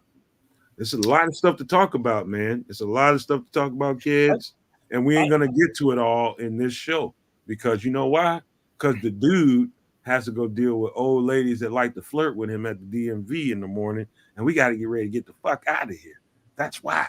We'll carry it on. We'll get to the rest of this on the next show, and after the Superflex show, we'll get to another breakdown of the game. We'll get to that, but. Yeah, tomorrow we got the Superflex show. We're going to do our draft. We're gonna do all that kind of thing. But tonight we got to get ready to get out of here because we are 2 hours in, and it's time to do that, man. We got to go so the dude can deal with his old ladies. Okay. That's plural. That's plural. All the old ladies for the dude. Anyhow, yo, James Hunter, shout out to you. I'm holler at you via Twitter. Very shortly give you a little bit of an update for Superflex for tomorrow. Outside of that, thanks to all of you for joining us. Thanks to HBO for Hard Knocks this season and focusing on the Bears and doing a bang up job. Again, couldn't have been a better time to do it. I don't think it would have been done anywhere near as well as it was done this season. And I think Ryan Poles has given us all something to look forward to, and that is balance and soon to be a Super Bowl. Just a question of when. Anyhow, give the rest of you Maniacs a bunch of love. Thanks for hanging out with us. Dan Brown, thanks for coming through. Smitty Q, what it do? AC Adam, pretty solid, solid words in the chat. I appreciate them always. Jigsaw, what's cracking? We also got Joseph Belinsky out there. Bears Junkie 23, HOF, Hall of Fame. Nick Ulbrich was out there too. We've also got Cornelius Squalls, number 2, No Maniac. Brian Gilmore's out there. We've also got my guy Junior, and Patty was here too. Hey, Patty, thanks for coming through. King Booker World, mad chats out there, mad comments, appreciate it. Brian Gilmore, I'm not sure if I'm saying you twice, but if I am, that's because you're all over the chat, just dropping all kinds of knowledge. Aunt Moss, what's cracking? No love for Don Burr. Dante Purify was with us today. We've also got, there's a couple other folks in here. Kerry Franklin, Damon Cross. First time seeing you, Damon Cross. We appreciate you coming through. By all means, follow the show, like, share, subscribe. And that goes to any one of you. Good old Adam Mason jumped in. Adam, thanks for the chat and pointing me back towards the Booker Sweat situation. I thought that was awesome, and I made a note of it and brought it back a little bit later on in the show. Dion Buford, what's going down? Am I missing anybody? FFG Style was with us. Plankster was with us. Yar Shockwave. See, Nomad, see all stuff.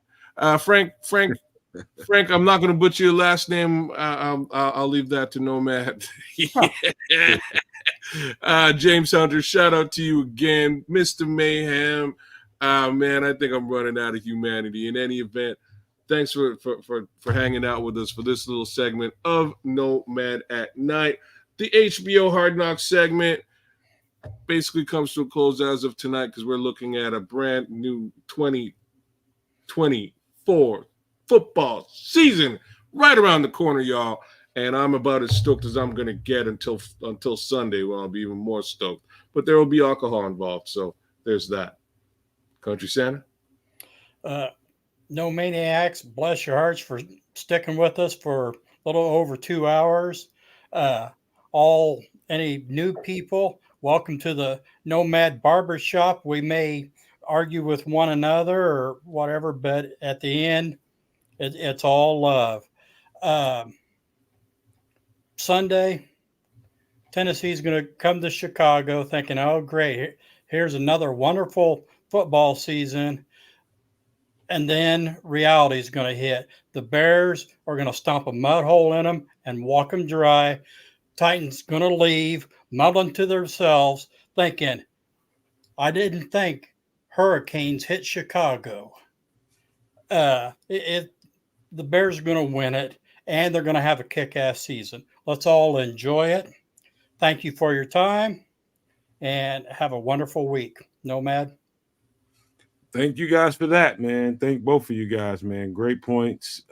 Thank you, everybody in the chat, everybody that was involved in the show, all the comments. There's some great comments tonight, man. I mean, some really good comments. And I do this every damn time we do a show. I do this for you guys, man. And I know everybody feels the same, kids. Brian and Nick in the background, who's got to deal with the old ladies. And then Nick put on you some nice cologne, man, and really be nice to them, man. You never know what kind of benefits you might get. Old ladies need some love too, homie. That's all I got to tell you about that. The American Gigolo. Hey, man, listen. I'm gonna close this with this, man. And I've said this a few times on the show. I'm gonna say it again, man, because I'm a tape watcher. I watch the film and I evaluate from that. I don't look at too many numbers. That doesn't really do me too much good. I look at what I can measure on film as far as what a player's characteristics can bring to the team. And then you bring the team aspect into it.